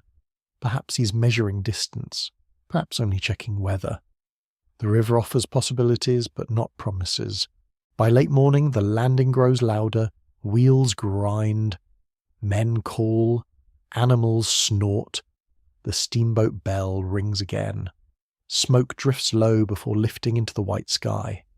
Barrels are counted, marked, and shifted. Letters disappear into pockets. Cloth, coffee, tools, medicines, and gossip begin the journey inland. Sugar begins its journey outward. You stand on the levee and feel how the plantation is tied to every moving thing. The cane fields may seem rooted, but the whole place is in motion. It leans toward New Orleans, toward banks, toward Atlantic markets, toward household consumption far away, toward tables where people stir sweetness into cups without knowing this muddy bank. A breeze comes off the river at last. It touches your face with damp fingers. For a moment, it carries away the smoke and leaves only water, clay, and green growth. The steamboat pulls from the landing, paddles beating again. Its wake slaps the bank, soft at first, then stronger. The barrels are gone from the cart. The road holds fresh wheel marks. The peddler packs his unsold bottles, still optimistic in the manner of all suspicious tonics. The clerk closes his book. The river keeps its own account, written in mud, current, and disappearance. You descend the levee slowly, leaving the wide water behind you. The plantation yard waits inland, but its silence no longer feels enclosed. Every sound now seems connected to the river's pulse. A wagon creak is also a market signal. A letter seal is also a future change. A barrel hoop is also a promise, perhaps a lie. Behind you, the Mississippi rolls southward, carrying sweetness, suffering, ambition, and news in the same brown current. It asks no questions. It answers none. It simply moves. And all along its banks, people arrange their lives around its restless, muddy will. You turn from the river road into a world layered with languages, customs, and memories. Louisiana in 1835 is not one simple place wearing one simple name. It is a meeting ground, a quarrel, a kitchen, a chapel, a marketplace, and a family argument that has lasted for generations. The air itself seems to carry accents. Along the smaller road, live oaks lean over the path, their moss hanging in pale strands. Sunlight filters through leaves and breaks into moving patches on the ground. The shade feels damp and green. You smell crushed grass, horse sweat, smoke from distant cooking fires, and a faint perfume of orange blossoms near a garden fence. A woman passes with a basket balanced on her hip. She speaks to a child in French, then turns and answers another person in English. A third voice calls from a yard in Creole speech, quick and musical, shaped by local history. Words move easily across the morning, though not everyone is equally free to move with them. Louisiana's culture in this period carries French, Spanish, African, Caribbean, indigenous, and Anglo-American influences. The United States purchased Louisiana from France in 1803, but older Creole customs did not simply vanish. Laws, food, religion, architecture, music, and family life continued to reflect earlier colonial worlds. History is very stubborn about leaving the room. You pass a small roadside chapel, whitewashed and quiet under the trees. A wooden cross stands slightly tilted near the entrance. Catholic life remains important in much of southern Louisiana, especially among Creole communities. Feast days, baptisms, marriages, Funerals, saints, candles, and parish registers mark many lives. Yet Protestant influences grow stronger as more Americans arrive from other southern states. Inside the chapel, the air is cooler and smells of wax, dust, old wood, and damp plaster. A few candles burn before a small image of a saint. Their flames tremble whenever the door moves. The benches are simple, worn by knees, hands, and years of whispered petitions. A fly circles lazily, perhaps also considering devotion. You do not stay long. Outside, the road opens toward neighbouring small farms, plantations, and settlements. Not every nearby household owns hundreds of acres. Some families manage smaller plots. Some free people of colour own land or practice trades. Some poor white families work marginal ground, hire themselves out, or resent planters while still defending the racial order that gives them status. The social world is crowded with ranks. Wealthy Creole planters may distinguish themselves from newer Anglo-American planters. Free people of colour may hold property, education, and artisan skill while facing legal restrictions and suspicion. Enslaved people may speak multiple languages and navigate different expectations in town, field, chapel, and market. Nobody needs a chart. Everyone learns the chart by being watched. You hear music from a yard where someone repairs a fence. The tune is hummed under the breath, but its rhythm carries something Caribbean. Louisiana's connections to Saint-Domingue, now Haiti, matter deeply. Refugees from the Haitian Revolution brought people, wealth, trauma, enslaved labourers, free people of colour, music, foodways, and political fear into the region.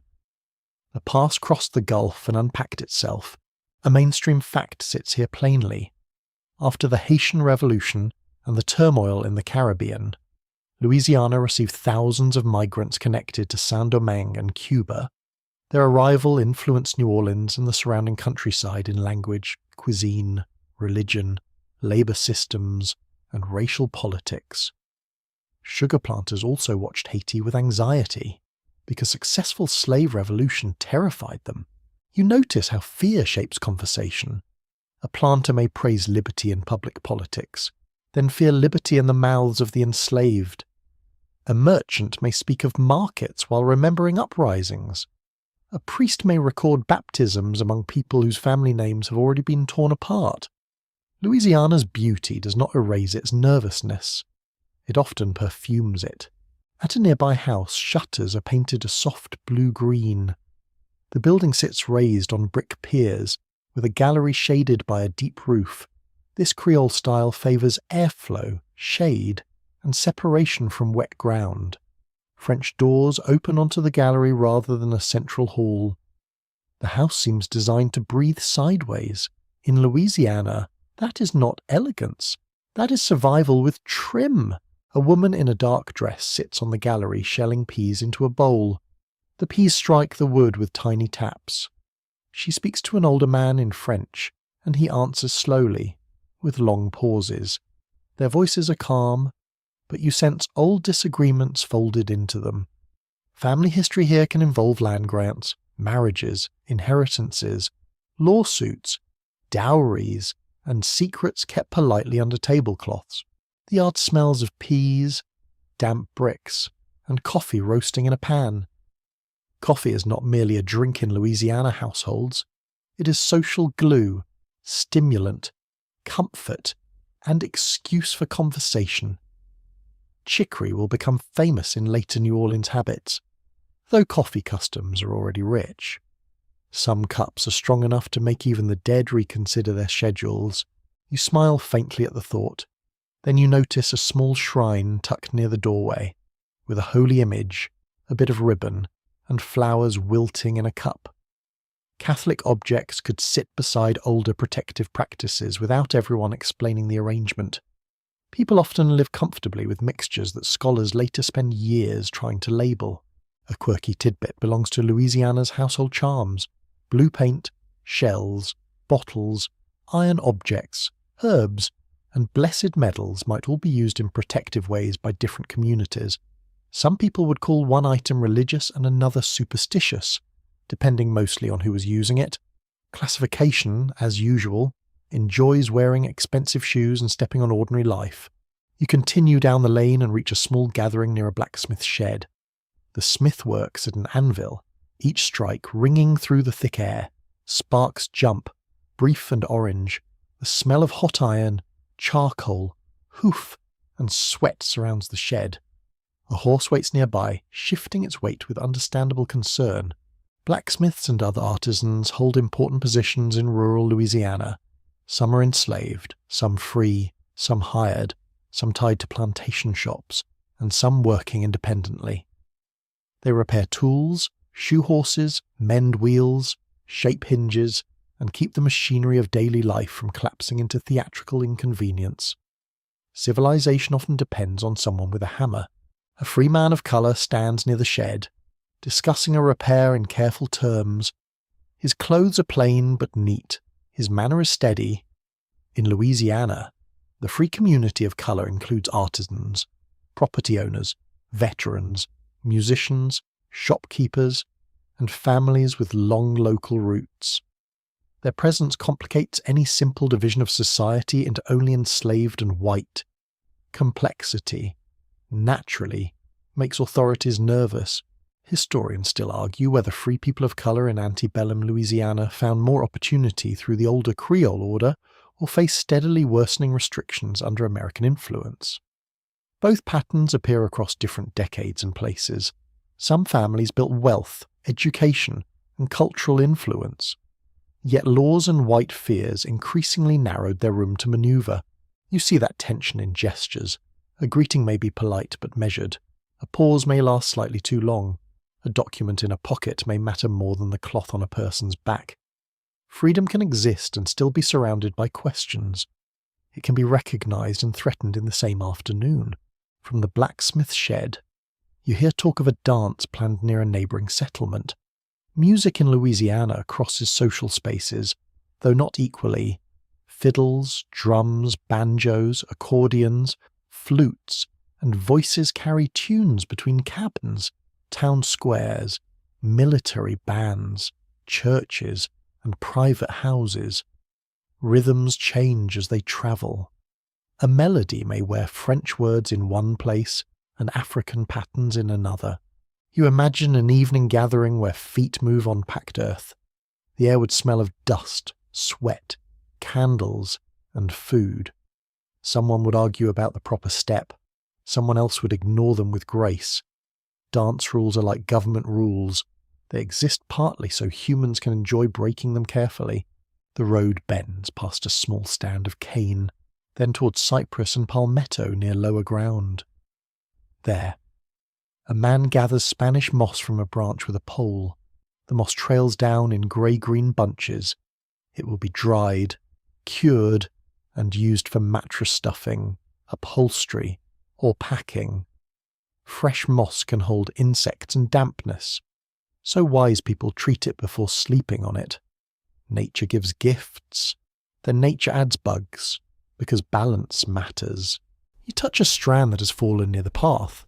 It feels wiry, cool, and slightly rough.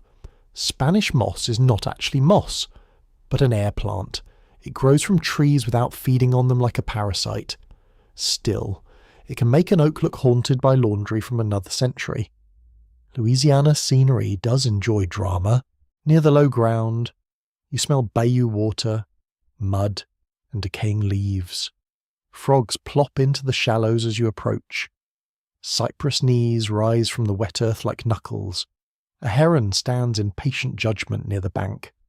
The atmosphere feels older here, less arranged by survey lines. Even plantations must share Louisiana with swamp, storm, and creatures that ignore property law. An indigenous presence also remains in this landscape, though often pushed aside in planter narratives. Chitimacha, Huma, Choctaw, Tunica, and other native peoples shape Louisiana's history through trade, diplomacy, survival, displacement, and cultural persistence. Their knowledge of plants, waterways, and local conditions influenced foodways, medicine, travel, and settlement. The land was never empty. It was made to seem available by power. You hear a story from a passerby about a certain fishing place known for generations. He speaks casually, as if everyone understands that some bends in the water have memory. He does not explain much. He does not need to. The place holds more history than a plantation map admits. Back near a lane, 2 children play with words. One counts in French, another answers in English. Then both repeat a phrase they have heard from an older Creole woman, laughing because pronunciation has become a game. Children often reveal cultural blending faster than adults acknowledge it. They borrow whatever works, especially if it annoys someone respectable. The smell of midday cooking begins to drift from several houses. Rice, onions, pepper, smoked meat, herbs, and seafood aromas mingle in the air. Louisiana food is not a single recipe, but a conversation among communities. African rice knowledge, indigenous ingredients, French sauces, Spanish seasonings, Caribbean peppers, and local necessity all appear in pots. The pot, unlike certain politicians, is willing to cooperate. You stand near an outdoor hearth where a woman stirs a thick stew. She adds okra, its green slices shining briefly before disappearing. Okra has African roots and becomes central to many Southern and Creole dishes. The word gumbo itself is often linked to West African terms for okra. Food remembers journeys even when people are forced to forget. A boy fans the fire with a flatboard. Smoke blows back into his face, and he squints without complaint.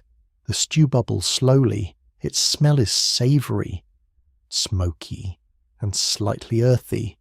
A wooden spoon rests against the pot, darkened by years of use.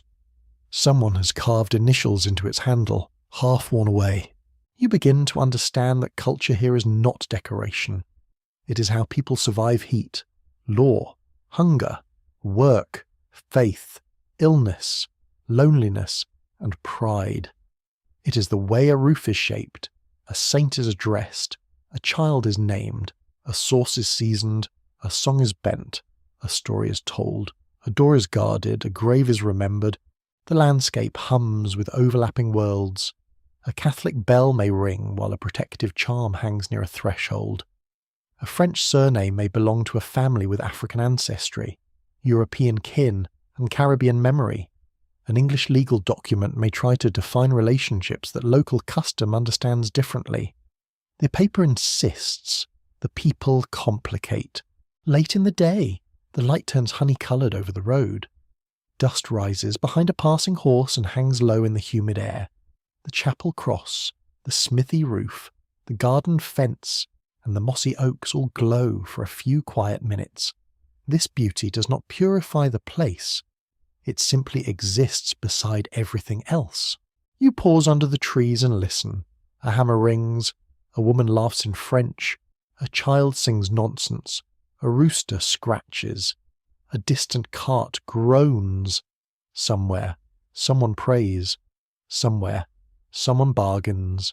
Somewhere, someone remembers a coast, an island, a village, a language, or a face carried across water.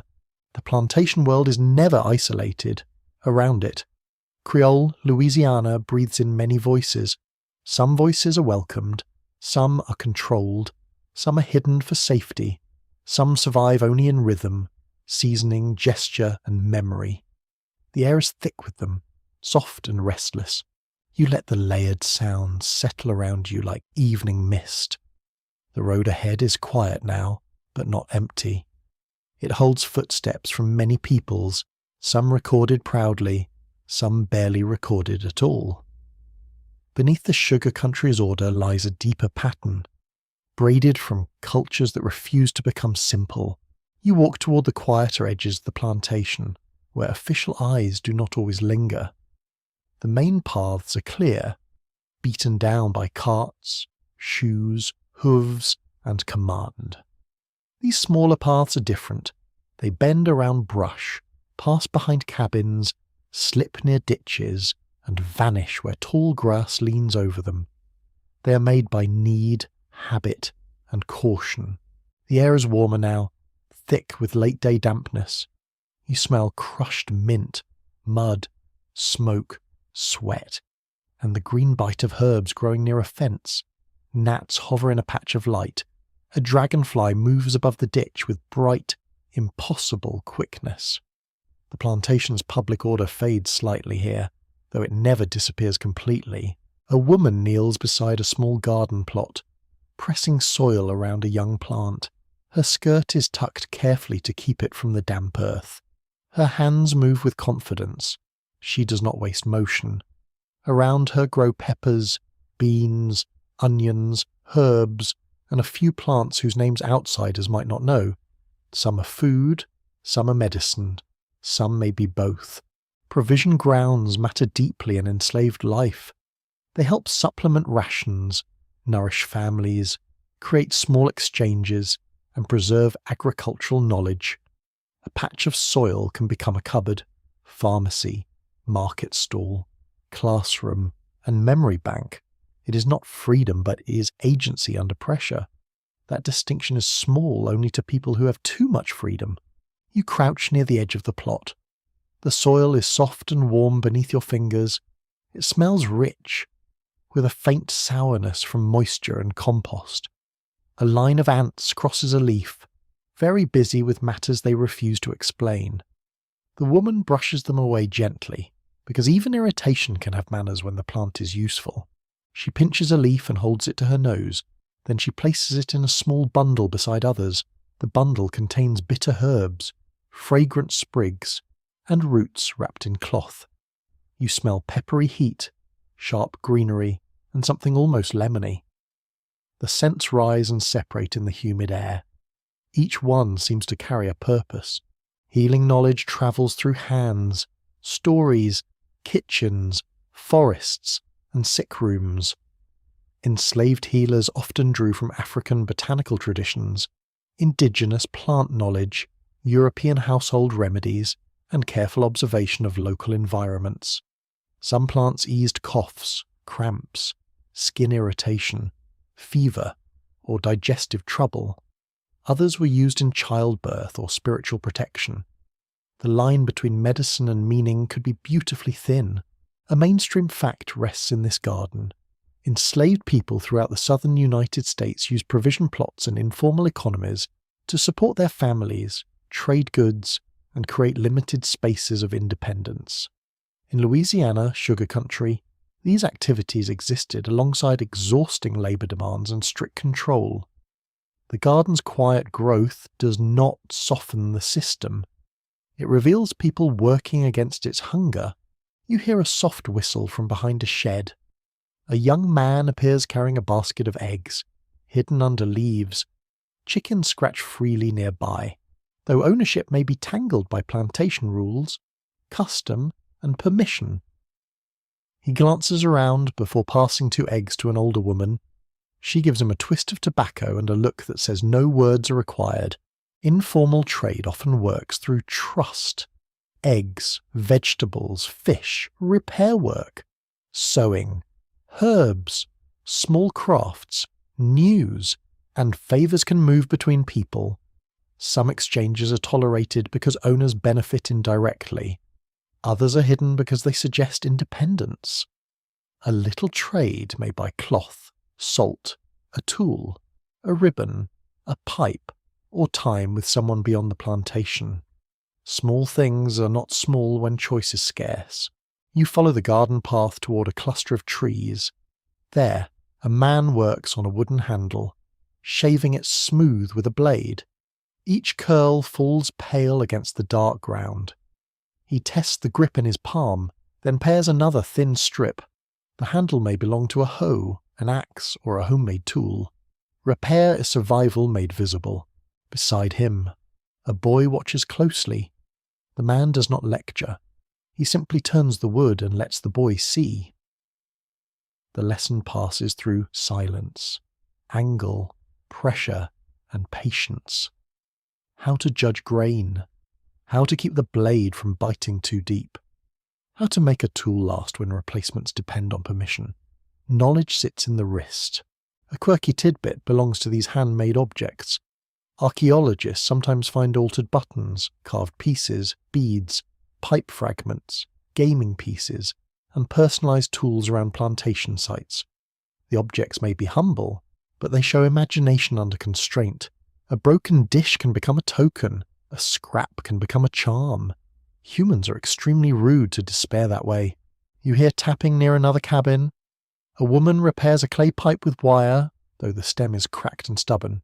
Smoke from tobacco, when available, can mark rest, sociability, ritual, or barter. The pipe smells earthy and stale. She squints at the repair, sighs, then laughs softly at the pipe's clear lack of gratitude. Farther on, a small circle of women gather near a washtub. Laundry in plantation life is heavy. Skilled work. Water must be hauled, heated, soaped, rinsed, wrung, dried, and guarded from sudden rain. Animals, soot, and children with muddy feet. Cloth carries status, labour, body odours, illness, and discipline. Cleanliness is never merely clean. Their hands plunge into hot water. Steam rises, carrying the smell of lye soap, damp linen, sweat, and ash. Knuckles redden. Fabric slaps against wood. One woman begins a quiet chant, not quite a song, shaped to the rhythm of ringing. Another answers with a phrase that makes the others smile. Work takes rhythm wherever it can steal it. You notice how humour moves among them. It slips around danger, never too loud. A joke about a rooster becomes a joke about a man who struts too much. No name is spoken. Everyone understands. The laughter is brief, controlled, and wonderful. Satire does not need a newspaper, and sometimes it only needs poultry. Historians still debate how to interpret everyday resistance on plantations. Some emphasize work slowdowns, tool breaking, feigned illness, theft, escape, and rebellion as clear challenges to slavery. Others look at family making, religion, gardening, music, humour, and memory as quieter forms of survival and refusal. The categories overlap. Life rarely arranges itself for academic convenience. You see overlap everywhere. A hidden vegetable patch feeds a child and denies complete dependence. A song eases labour and carries messages. A repaired tool meets a demand while preserving skill. A joke protects dignity. A visit after dark maintains kinship across enforced boundaries. These acts may not overthrow the system in a day, but they keep the system from owning the whole self. Near a low fence, a man prepares to leave with a pass folded inside his shirt. He's going to a neighbouring plantation, perhaps to see a spouse, parent, child, or friend. Marriage among enslaved people is often recognised within communities, but not reliably protected by law. Owners may allow visits, restrict them, or end them through sale. Love here must negotiate with paper and power. The man checks the road. His face is calm, but his hands smooth the pass twice. Papers can protect and expose. Without one, he risks punishment if stopped. With one, he still moves under permission. The night journey may be only a few miles, yet those miles contain patrols, dogs, mud, snakes, rain, and fear. Romance, apparently, has poor infrastructure. You watch him disappear into brush along the field edge. The grass closes behind him. The air holds the faint sound of his steps, then loses them. Movement leaves almost no trace when people need it that way. At the edge of the woods, an older healer searches among plants near a damp hollow. She carries a small knife, a cloth pouch, and a stick for testing ground. She pauses before cutting a root, murmuring words you cannot hear. The gesture may be practical, spiritual, or both. She knows where certain plants grow, when they are strongest, and how much can be taken without killing the patch. You remain behind her, respectful and quiet. The hollow smells of wet leaves, clay, mushrooms, and green stems broken open. Mosquitoes gather in the shade. A A frog leaps from under a root, startling you more than dignity prefers. The healer does not turn. She has probably seen people lose composure to frogs before. She cuts carefully, wraps the root, and places it in the pouch. Such knowledge may treat illness within the quarters or supplement formal doctors who visit too late, too rarely, or with harmful confidence. Enslaved communities often trusted healers who understood bodies, plants, and personal histories. Trust is a medicine too, though not always enough. You step back toward the cabins and hear children reciting words under their breath. Teaching enslaved people to read could be restricted or discouraged in many slaveholding regions, especially after fears of rebellion increased. Yet learning still happened through secrecy, observation, religious instruction, urban contact, free black communities, and determined teachers. Letters are small shapes with large consequences. A girl traces marks in dust with a twig. Another child watches, then copies. The marks may be initials, numbers, or simple shapes made meaningful by secrecy. A woman nearby keeps her body angled toward the path, listening while pretending to mend.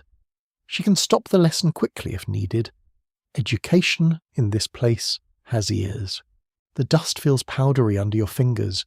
One mark remains after the twig lifts, then a foot brushes it away. Nothing visible remains, but something has entered memory. That is how fragile power can be. Sometimes it hides in a child remembering the shape of a letter.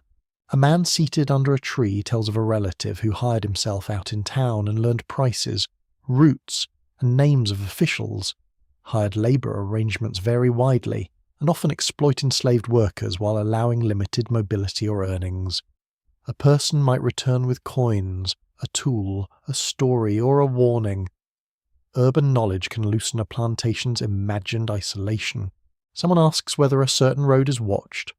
Another says a creek is low enough to cross. No plan is stated fully. The words remain ordinary on the surface, like stones with water running over them. You understand only a little, and that is enough. Hidden knowledge protects itself by sounding dull. The smell of cooking rises again as evening nears. A pot of beans thickens near one doorway. Pepper sizzles in grease. Smoke drifts around the cabins and settles in clothing. A woman adds herbs from the small bundle you saw earlier. The scent changes at once, becoming sharper and more alive. Flavour is one of the quietest rebellions against monotony. You notice a child wearing a bead on a string around the neck. The bead may be decoration, protection, inheritance, or play. Blue beads found at some plantation sites have been interpreted in different ways, sometimes linked to African spiritual traditions, sometimes to trade, fashion, or personal preference. Objects are generous with possibilities and stingy with certainty. A rooster scratches near the garden, then attacks a pepper leaf with absolutely no strategic vision. A boy chases it away with a whisper fierce enough to save the plant but not attract attention. The rooster retreats indignantly, pretending this was his plan. Even tyranny looks silly at chicken scale. You sit near a doorway while a woman braids another woman's hair. Her fingers part, smooth, gather, and twist with gentle precision. Hair care is intimate work, practical and social. It can express identity, beauty, age, origin, memory, and affection. The comb moves slowly through a knot. The woman receiving the braid closes her eyes. The sound is soft. Comb through hair, fire in coals, breath through the nose, a pot lid trembling. Somewhere beyond the yard, a cow lowing at nothing important. The moment is brief, but it is full. Human tenderness does not ask permission from cruel systems before appearing. You feel the atmosphere shift as the sun sinks. People finish tasks that belong to themselves, though even that phrase is complicated. A patch weeded, a shirt mended, a child soothed, a root gathered, a message carried, a lesson hidden in dust. These are small acts of survival, yet each one pushes back against erasure. The plantation may count sugar, acres, tools, debts, and bodies. It cannot fully count a private joke, a remembered song, a seed saved in cloth, a hand laid on a fevered forehead, or a path known only by moonlight. It cannot fully measure the skill in a healer's fingers, the courage in a whispered lesson, or the stubborn hope tucked inside a garden row. Night begins to gather in the trees. The herbs near the fence release a cooler scent. Fireflies appear over the ditch, blinking as if sending messages nobody should write down. The cabins glow softly, each doorway holding its own small world. Around you, survival is not dramatic. It is daily, fragrant, tired, clever, and alive. You stand and let the evening air settle against your skin. The garden leaves rustle. The hidden paths darken. Somewhere, a person walks carefully with folded paper near the heart. Somewhere, a child remembers a letter. Somewhere, a woman ties herbs in cloth for a cough that will not wait. The world at the plantation's edge grows quiet, but it is not empty. It is filled with work no ledger honours, trade no merchant records, knowledge no owner commands, and love no law can fully understand. The darkness receives it all, softly, like soil receiving seed. You notice the weather before anyone names it. The air has grown still, and the stillness feels intentional, not peaceful, waiting. The leaves along the ditch hang limp, showing their dull undersides where the faintest current has turned them. The sky is bright, but the brightness seems flattened, as if the sun has been wrapped in wet cloth. Heat gathers close to the ground. It rises from mud, brick, wood, and cane leaves. Your shirt clings at the back. Your hands feel slightly swollen from dampness. Every smell becomes stronger. River clay, sour ditch water, animal sweat, cane trash. Smoke caught low beneath the trees. The plantation breathes slowly, and each breath tastes of weather. A woman carrying water glances toward the southwest. She says nothing at first. Then she shifts the bucket to her other hand and walks faster. Near the stable, a man looks at the sky and tightens a rope over a cart. The mule beside him flicks its ears and stamps once. Animals often seem to know something before humans admit it, or perhaps they simply complain earlier. Clouds begin forming beyond the tree line, not high and feathery, but thick and bruised. Their undersides darken from grey to purple. A hawk circles once, then slides away toward drier air, assuming such a thing exists. The insects grow louder in the grass.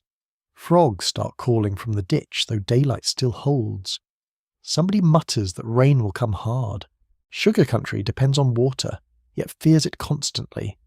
Too little rain can weaken cane. Too much can drown fields, rot roots, flood roads, spread fever, and break levees. The Mississippi gives rich soil through its long history of flooding, but it also threatens everything built along its banks. Louisiana prosperity has always stood with one foot in mud and the other on a prayer. You walk toward a drainage ditch where men have been clearing weeds. Their hose cut into wet banks with heavy sounds. The ditch smells sour and green, alive with small unseen things. Mosquitoes rise in clouds whenever the grass is disturbed. They drift around faces, wrists, ears, and necks with a patience that feels almost professional.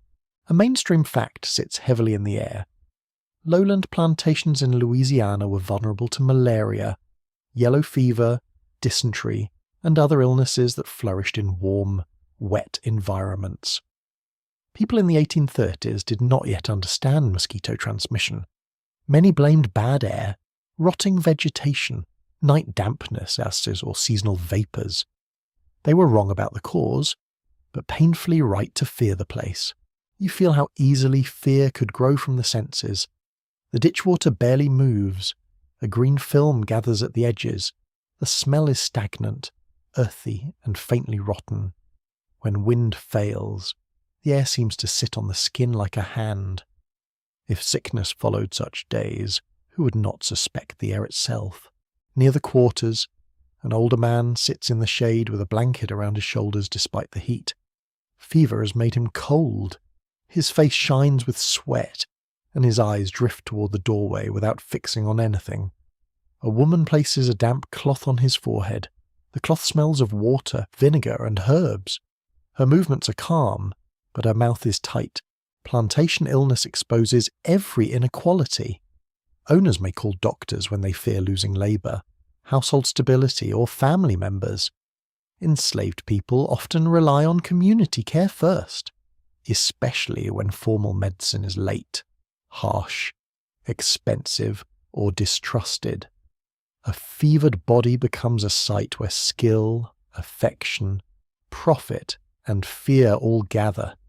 That is far too much company for one sick person. You hear distant thunder. It rolls once and fades.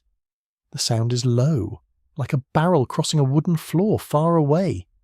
Children look up from their play. A dog crawls beneath a step. Chickens make offended noises near the fence, as if the weather has violated an agreement. To be fair, chickens are offended by many things. The first wind arrives without rain. It moves through the cane in a long shiver. Leaves flash and hiss. Dust lifts from the yard, then drops as the air turns wetter. Spanish moss swings under oak branches like grey curtains. The smell changes suddenly. It becomes metallic, leafy, charged and cool at the edges. Your skin prickles. People secure what can be secured. Tools are lifted from the ground. Loose cloth is brought indoors. A woman calls for a child to leave the ditch bank. A man checks the smokehouse door. Another hurries toward the sugar house, perhaps to protect fuel or close shutters against slanting rain. Storm preparation is practical choreography, learned by repetition.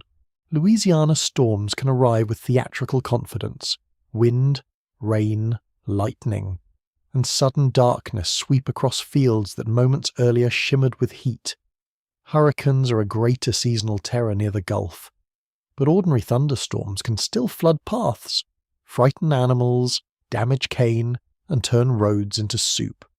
The sky has many tools and questionable restraint. A quirky tidbit belongs to storm watching.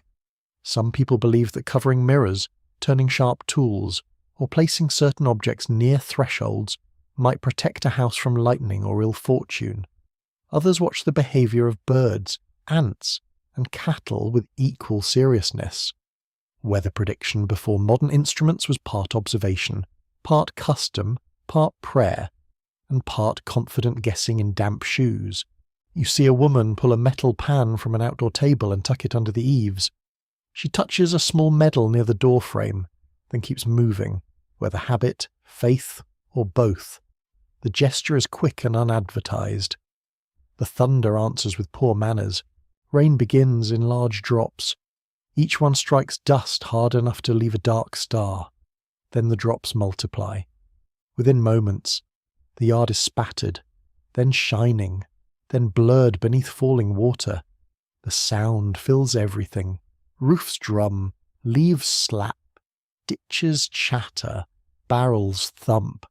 The world becomes water with a plantation somewhere inside it. You stand beneath a gallery roof, watching the rain fall in slanted sheets. Mist blows against your face. It smells clean at first, then muddy as the ground opens.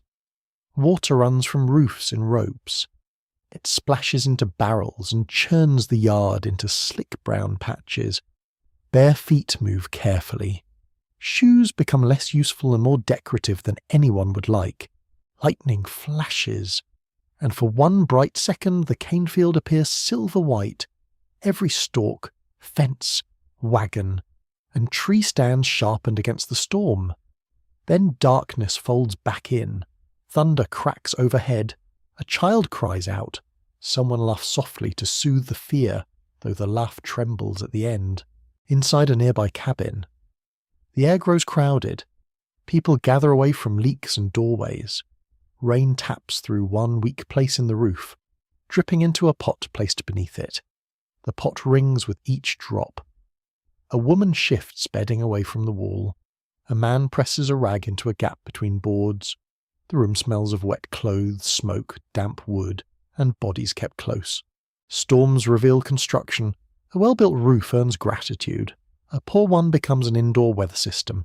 You hear water trickle down one wall. A child reaches out to touch it, then pulls the hand back when scolded. The floor becomes slick near the threshold. Mud creeps inward on feet and hems. Even shelter requires labour. Historians still argue about how environmental danger shaped the plantation order in Louisiana. Some emphasise planter engineering, levees, drainage systems, and attempts to master wet landscapes. Others stress how enslaved workers carried the physical burden of that so-called improvement, while disease and flood exposed the limits of control. The land was never passive. It resisted in mud, fever, rot, and storm. You think of levees as you hear rain pound the roof. They are built by human effort, but tested by water's patience. Earthworks must be maintained, raised, patched, and watched. A weak place can become disaster during high water. Enslaved labourers often built and repaired these protections, shaping the landscape with shovels, baskets, carts, and aching backs. The river's threat became their task. The storm slackens slightly, but the rain continues. The ditch beyond the cabin swells. Water rushes along it, carrying leaves, twigs, and brown foam. Mosquitoes vanish for the moment, driven down by rain, though nobody should celebrate too loudly. They are not defeated. They are only reorganizing, near the sick man. The woman wrings out the cloth and replaces it. His breath rattles softly, then steadies. Someone brings a cup of steeped herbs. The liquid smells bitter and grassy. He drinks with help, swallowing slowly. Around him, thunder becomes distant. The rain's rhythm softens to a steady hush. Care continues while the storm spends itself. Outside, a boy jumps from the step to avoid mud and lands directly in deeper mud. His expression passes through surprise, regret, and an attempt at dignity. The adults notice. One covers a smile with a hand. The boy lifts his foot with a wet sucking sound. Louisiana has won that particular argument. The sky lightens to a greenish grey. Steam begins to rise from warmer patches of ground where rain meets stored heat. The plantation looks washed, but not clean. Leaves shine, fences drip. Wheel ruts fill with brown water. The air feels cooler, yet heavier with the smell of wet vegetation. Every surface glistens as if sweating from the storm's effort. A man checks the cane along the field edge. The stalks lean in places beaten by wind, but many stand firm. He lifts a leaf, examines a broken shoot, then moves on. Damage must be judged quickly. Paths may need clearing. Ditches may need opening again. Animals must be calmed. Wood must be dried. Laundry must be rescued or mourned, depending on its location during the downpour. Storms do not pause labour for long. They rearrange it. A road washed out becomes a repair. A leaky roof becomes a patching job. Standing water becomes a fever worry. Fallen branches become fuel if handled well. Mud becomes everyone's problem and no one's favourite companion. The weather has made work for hands that were already full. You walk toward the edge of the yard as rain thins into scattered drops. Your feet sink slightly with each step. The mud is cool and slick, squeezing around your soles. The smell of cane is stronger now, bruised and green. Frogs call wildly from every wet hollow, celebrating conditions that humans regard with less enthusiasm. Beyond the levee, the river is hidden by trees and distance, but you can feel its presence. Rainfall here and far upriver feeds the system that makes lowland life uncertain. In flood years, water can rise with frightening speed. People read river stages with the attention others give to scripture. A high river changes sleep. It makes every creek and rain shower sound like a warning. The sun breaks briefly through a tear in the clouds. Light falls across puddles, turning them bronze. A child crouches to float a leaf in one, guiding it with a stick. For a moment, the puddle becomes a river, the leaf a boat, the stick a pilot. Imagination does not check whether the drainage is adequate. It simply begins. You feel the damp air settle again. Steam curls from the road. The mosquitoes return, because villains enjoy timing. A woman slaps her arm and gives the sky a look of personal disappointment. The sky offers no apology. It is already softening toward evening, clouds moving east in bruised layers. The plantation exhales after the storm, but uneasily. Weather has left small marks everywhere. A loosened shutter, a deeper rut, a dripping roof, a fevered man breathing in the dim cabin, a ditch running high, a cane row bent but not broken. These are not dramatic ruins. They are warnings written in water. You stand beneath the oak as drops fall slowly from the leaves. Each drop lands with a separate sound. Tap on wood, pat in mud, tick on a tin pan. The atmosphere smells of wet bark, crushed grass, ash, and fever herbs. Your hand rests against the tree's rough trunk, damp and cool beneath your palm. The evening insects begin again, tentative at first, then louder. Frogs answer from the ditches with smug enthusiasm. Somewhere, a mule shakes itself, harness rings faintly chiming. The storm has passed for now, but the air still holds its memory. In Louisiana, sugar country, danger is not always a sudden visitor. Sometimes it is the climate itself. Lying close beside every bed, you look across the shining yard and understand why sleep can be light here. Weather enters dreams, fever enters plans, mud enters shoes, walls, wheels, and tempers. The land gives richness, and then asks for payment in vigilance. Under the soft grey sky, the plantation gleams after rain, beautiful, fragile, and never fully safe. You stand in the washed hush of evening as the plantation changes colour around you. The storm has left the world darker, shinier, and strangely awake. Puddles hold strips of sky. Fence rails drip one slow bead at a time. The cane fields rustle with a damp, heavy sound, as if every leaf has grown tired from holding water. The air cools slightly, though it remains close against your skin.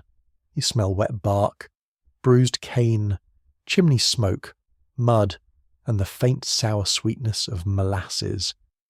Frogs call from the ditches with impressive self-importance. Crickets answer from grass and fence lines. A single bird gives a sleepy note from the oak, then seems to reconsider the whole idea. Lanterns begin appearing across the yard. One glows near the stable. Another passes behind the kitchen. A third moves carefully along the path toward the quarters, swinging low and slow. The lights do not conquer the darkness. They only make small rooms inside it. Each flame trembles in the damp air, guarded by glass, hand, or habit. You hear the plantation settling into night work. A gate closes with a wet wooden thud. A mule stamps in its stall, unhappy with mud, flies, existence, or all three. Someone stacks firewood under shelter, each piece knocking softly against the last. A woman shakes out a cloth that smells of rain and smoke. The sound snaps once, then folds back into quiet. The long day is not finished all at once. It thins by degrees. Field tools return with mud on their handles. Hoes lean beside doors. Cane knives are wiped, checked, and put away. A wagon stands near the shed, its wheels packed with wet earth. Tomorrow's labour is already sleeping inside these objects. Tools have a rude habit of waiting. A mainstream fact belongs to this evening. Plantation life followed daily, seasonal and market rhythms, with rest always shaped by forced labour, crop demands, weather, and surveillance. Nights could bring food, repair, prayer, family care, informal exchange, music, and sleep. Yet those hours remained vulnerable to bells, patrols, illness, punishment, and urgent work. Night was shelter, but not freedom. You move near the kitchen yard where supper smoke gathers under the eaves. Pots simmer again, and the smells are warmer now. Cornmeal, beans, greens, salt meat, pepper, coffee grounds, a little fat sizzling in an iron pan. After rain, food smells stronger, almost rounder, as if the damp air carries each scent slowly and carefully to the nose. A woman lifts a lid, and steam fogs her face for a moment. She leans back, eyes half closed, waiting for the cloud to pass. The fire snaps beneath the pot. Orange light flickers along her hands. She stirs from the bottom, scraping with practiced patience. The spoon finds what might have burned and persuades it otherwise. A useful talent, honestly. Near the quarters, children gather in drier patches of ground. They have discovered the puddles and are negotiating with mud using sticks, shells, and leaves. One child floats a twig boat, another builds a bank from clay. A third declares that a frog belongs to him, though the frog has entered no such agreement. The frog escapes immediately, showing excellent legal judgment. Adults call them closer as darkness thickens. The children resist with the sleepy outrage of young creatures who fear missing anything. Finally, hunger and tiredness win. They come inside, feet muddy, hair damp, eyes bright. Someone scolds softly while wiping a child's legs with a rag.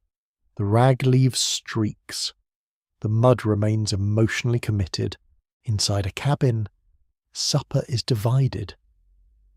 The room glows with firelight, low and red. Steam lifts from bowls. Shadows move across the walls when people shift. The floor smells of wet earth carried in on feet. A roof leak has been caught in a pot, and the pot gives a quiet ping whenever another drop falls. Nobody comments on it now. Some sounds become furniture. People eat slowly where time allows and quickly where fatigue demands. A man rests his bowl on his knees, staring into it as if it contains both food and philosophy. A woman breaks a portion for a child. An older person chews carefully, listening while others speak. The words are soft, woven with pauses. Work has drained the day's loudness from most mouths. You hear talk of the storm damage, a ditch clogged near the lower field, a shutter loose on the storage shed, a calf frightened by thunder, a patch of cane bent but still standing. Someone mentions the sick man and says the fever eased a little. Another says not to trust fever when it smiles. Everyone understands that kind of caution. Historians continue to debate how much enslaved people could shape their own domestic time under plantation slavery. Some evidence shows owners and overseers intruding deeply into nights, families, travel, and gatherings.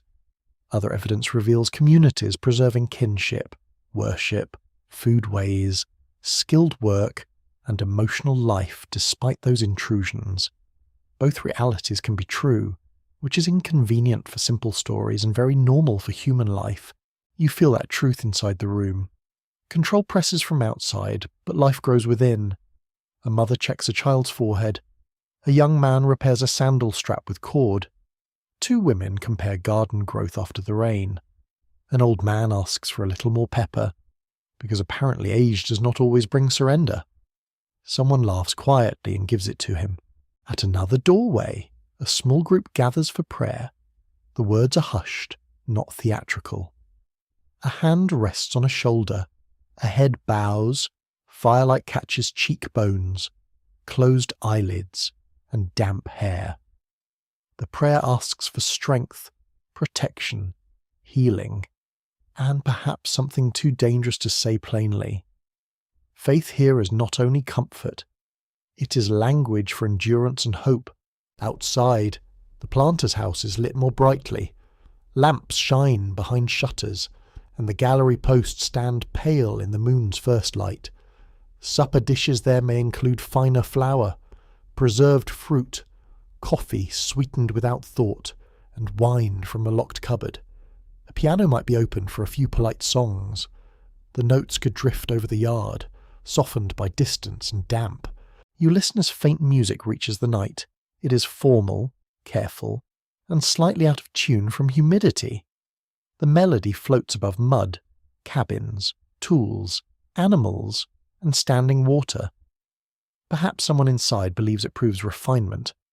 Perhaps it only proves the piano needs attention. Louisiana humidity is a critic with no respect for imported instruments.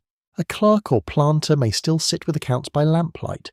The day's weather must be considered, the river stage remembered, a shipment expected, a repair ordered, a doctor perhaps requested. The arithmetic of plantation life continues after plates are cleared. Wealth must be managed. Anxiety must be arranged into columns. The lamp burns low over ink. A quirky tidbit rests in the night air. Some households placed bowls, pans, or jars in certain places to catch roof leaks. But people also listened to the pattern of dripping to judge whether a storm had truly passed. A steady drip from the same spot might be harmless. A new trickle along a wall could mean trouble. In a damp country, houses speak in water, and sensible people listen. You walk past the sugar house. Its soot-dark walls are nearly swallowed by night. The door is closed now, but warmth still seeps from cracks in the brickwork. The place smells of ash, syrup, wet wood, and iron. A lantern burns near the entrance, guarded by someone too tired for conversation. His outline barely moves, except when he lifts a hand against mosquitoes. The sugar house seems less like a building now and more like a sleeping furnace. Its silence is not empty. It holds grinding, boiling, steam, shouting, danger, skill, and profit in memory. Tomorrow, or whenever work requires it, heat will rise again. For the moment, the embers rest. Even fire must pace itself in sugar country, which is more than can be said for some owners. You continue toward the levee, where the river is hidden behind darkness but present in sound. The rain has strengthened its smell. Wet clay and moving water drift through the trees. The Mississippi makes a low, steady hush beyond the bank. It is not soothing exactly. It is too powerful for that. But it is constant, and constancy can soften the mind. Stars appear between torn clouds. The moon slips free, pale and blurred at the edges. Spanish moss gleams faintly in the branches. Fireflies pulse over the wet grass, each one opening and closing a tiny green gold door. For a few breaths, the plantation's harder lines soften. Fences become shadows, roads become ribbons, roofs become dark shapes beneath the sky. A night patrol may be somewhere on a distant road. A steamboat may be moving beyond the bend. A sick person may wake sweating. A child may dream of puddles. A woman may hide seeds in cloth for planting. A man may step carefully along a secret path. The night holds all these possibilities without explaining them. You pause beside an oak whose roots grip the damp earth. The bark feels cool, ridged, and wet beneath your palm. Drops fall from leaves above you, touching your sleeve with small cold taps.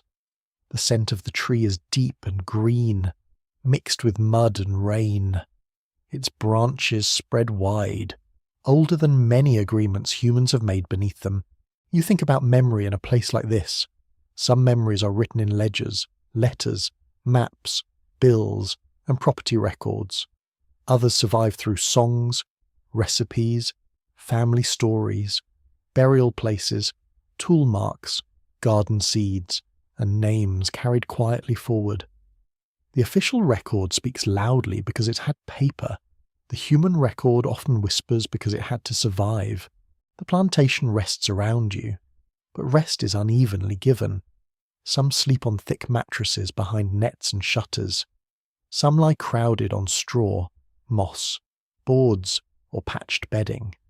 Some remain awake to watch fires, nurse children, tend fever, guard animals, or worry over journeys. Sleep is not the same thing for everyone. Even darkness has a social order. Still, the body seeks release.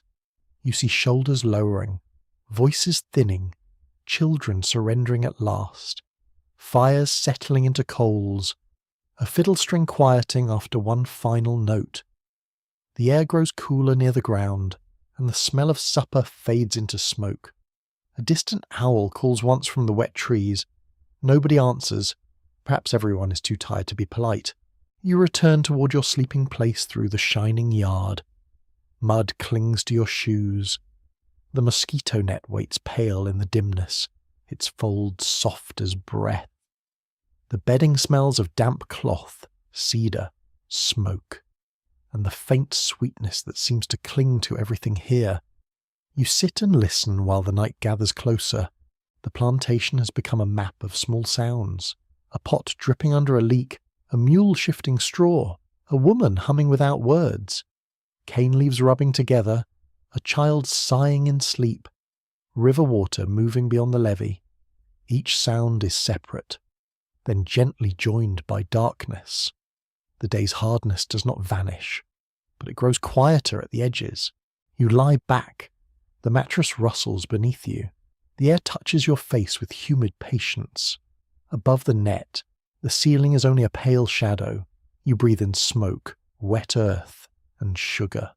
You breathe out slowly. Somewhere nearby, someone whispers a name, and then the whisper ends. Now the night begins to soften its grip. The moon lifts higher, and the yard outside loses its sharpness. A fence is no longer a fence, but a dark line in silver grass. A barrel becomes a round shadow. The sugar house roof becomes a low shape against cloud. Even the cane field, so demanding by daylight, becomes a single murmuring wall beneath the stars. Your breathing grows slower. The sounds around you stretch apart. The drip in the pot comes less often, or perhaps you notice it less. The frogs lower their voices into the ditch grass. The river continues, patient and wide, carrying branches, silt, moonlight, and secrets past the sleeping banks. You let your hands rest open. The sheet feels rough, then familiar. The air is warm, then gentler. The sweet smell of molasses fades behind damp wood and night flowers. A small breeze moves through the net, barely lifting its edge. It touches your cheek like a careful hand. The hard truths of this place remain. They do not dissolve in moonlight, but for these final moments you hold them quietly, without turning away and without letting them shake you awake. History can be carried softly when the voice grows low, when the room darkens, and when the mind is allowed to loosen its tight little knots. Outside, lanterns go out one by one. The last flame near the stable shrinks, trembles, and disappears. Darkness settles over roofs, paths, puddles, and fields. The oak branches spread above the yard like a patient shelter. The clouds drift apart, and the stars return in their slow, indifferent kindness. Sleep comes nearer now. It does not hurry. It sits beside you in the humid quiet, listening with you to the low river, the soft insects, and the breathing of a world that has not yet healed. Your thoughts grow lighter. The plantation fades into shapes, then sounds, then only a feeling of warm air and distant water. You do not need to follow every sound anymore. You do not need to name every shadow. The night has gathered them for you. Rest can be small and still matter. Peace can be brief and still be real. The river moves on. The cane whispers low. Your eyes grow heavy.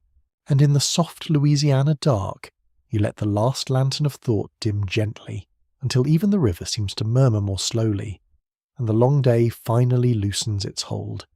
End of script. Sleep well.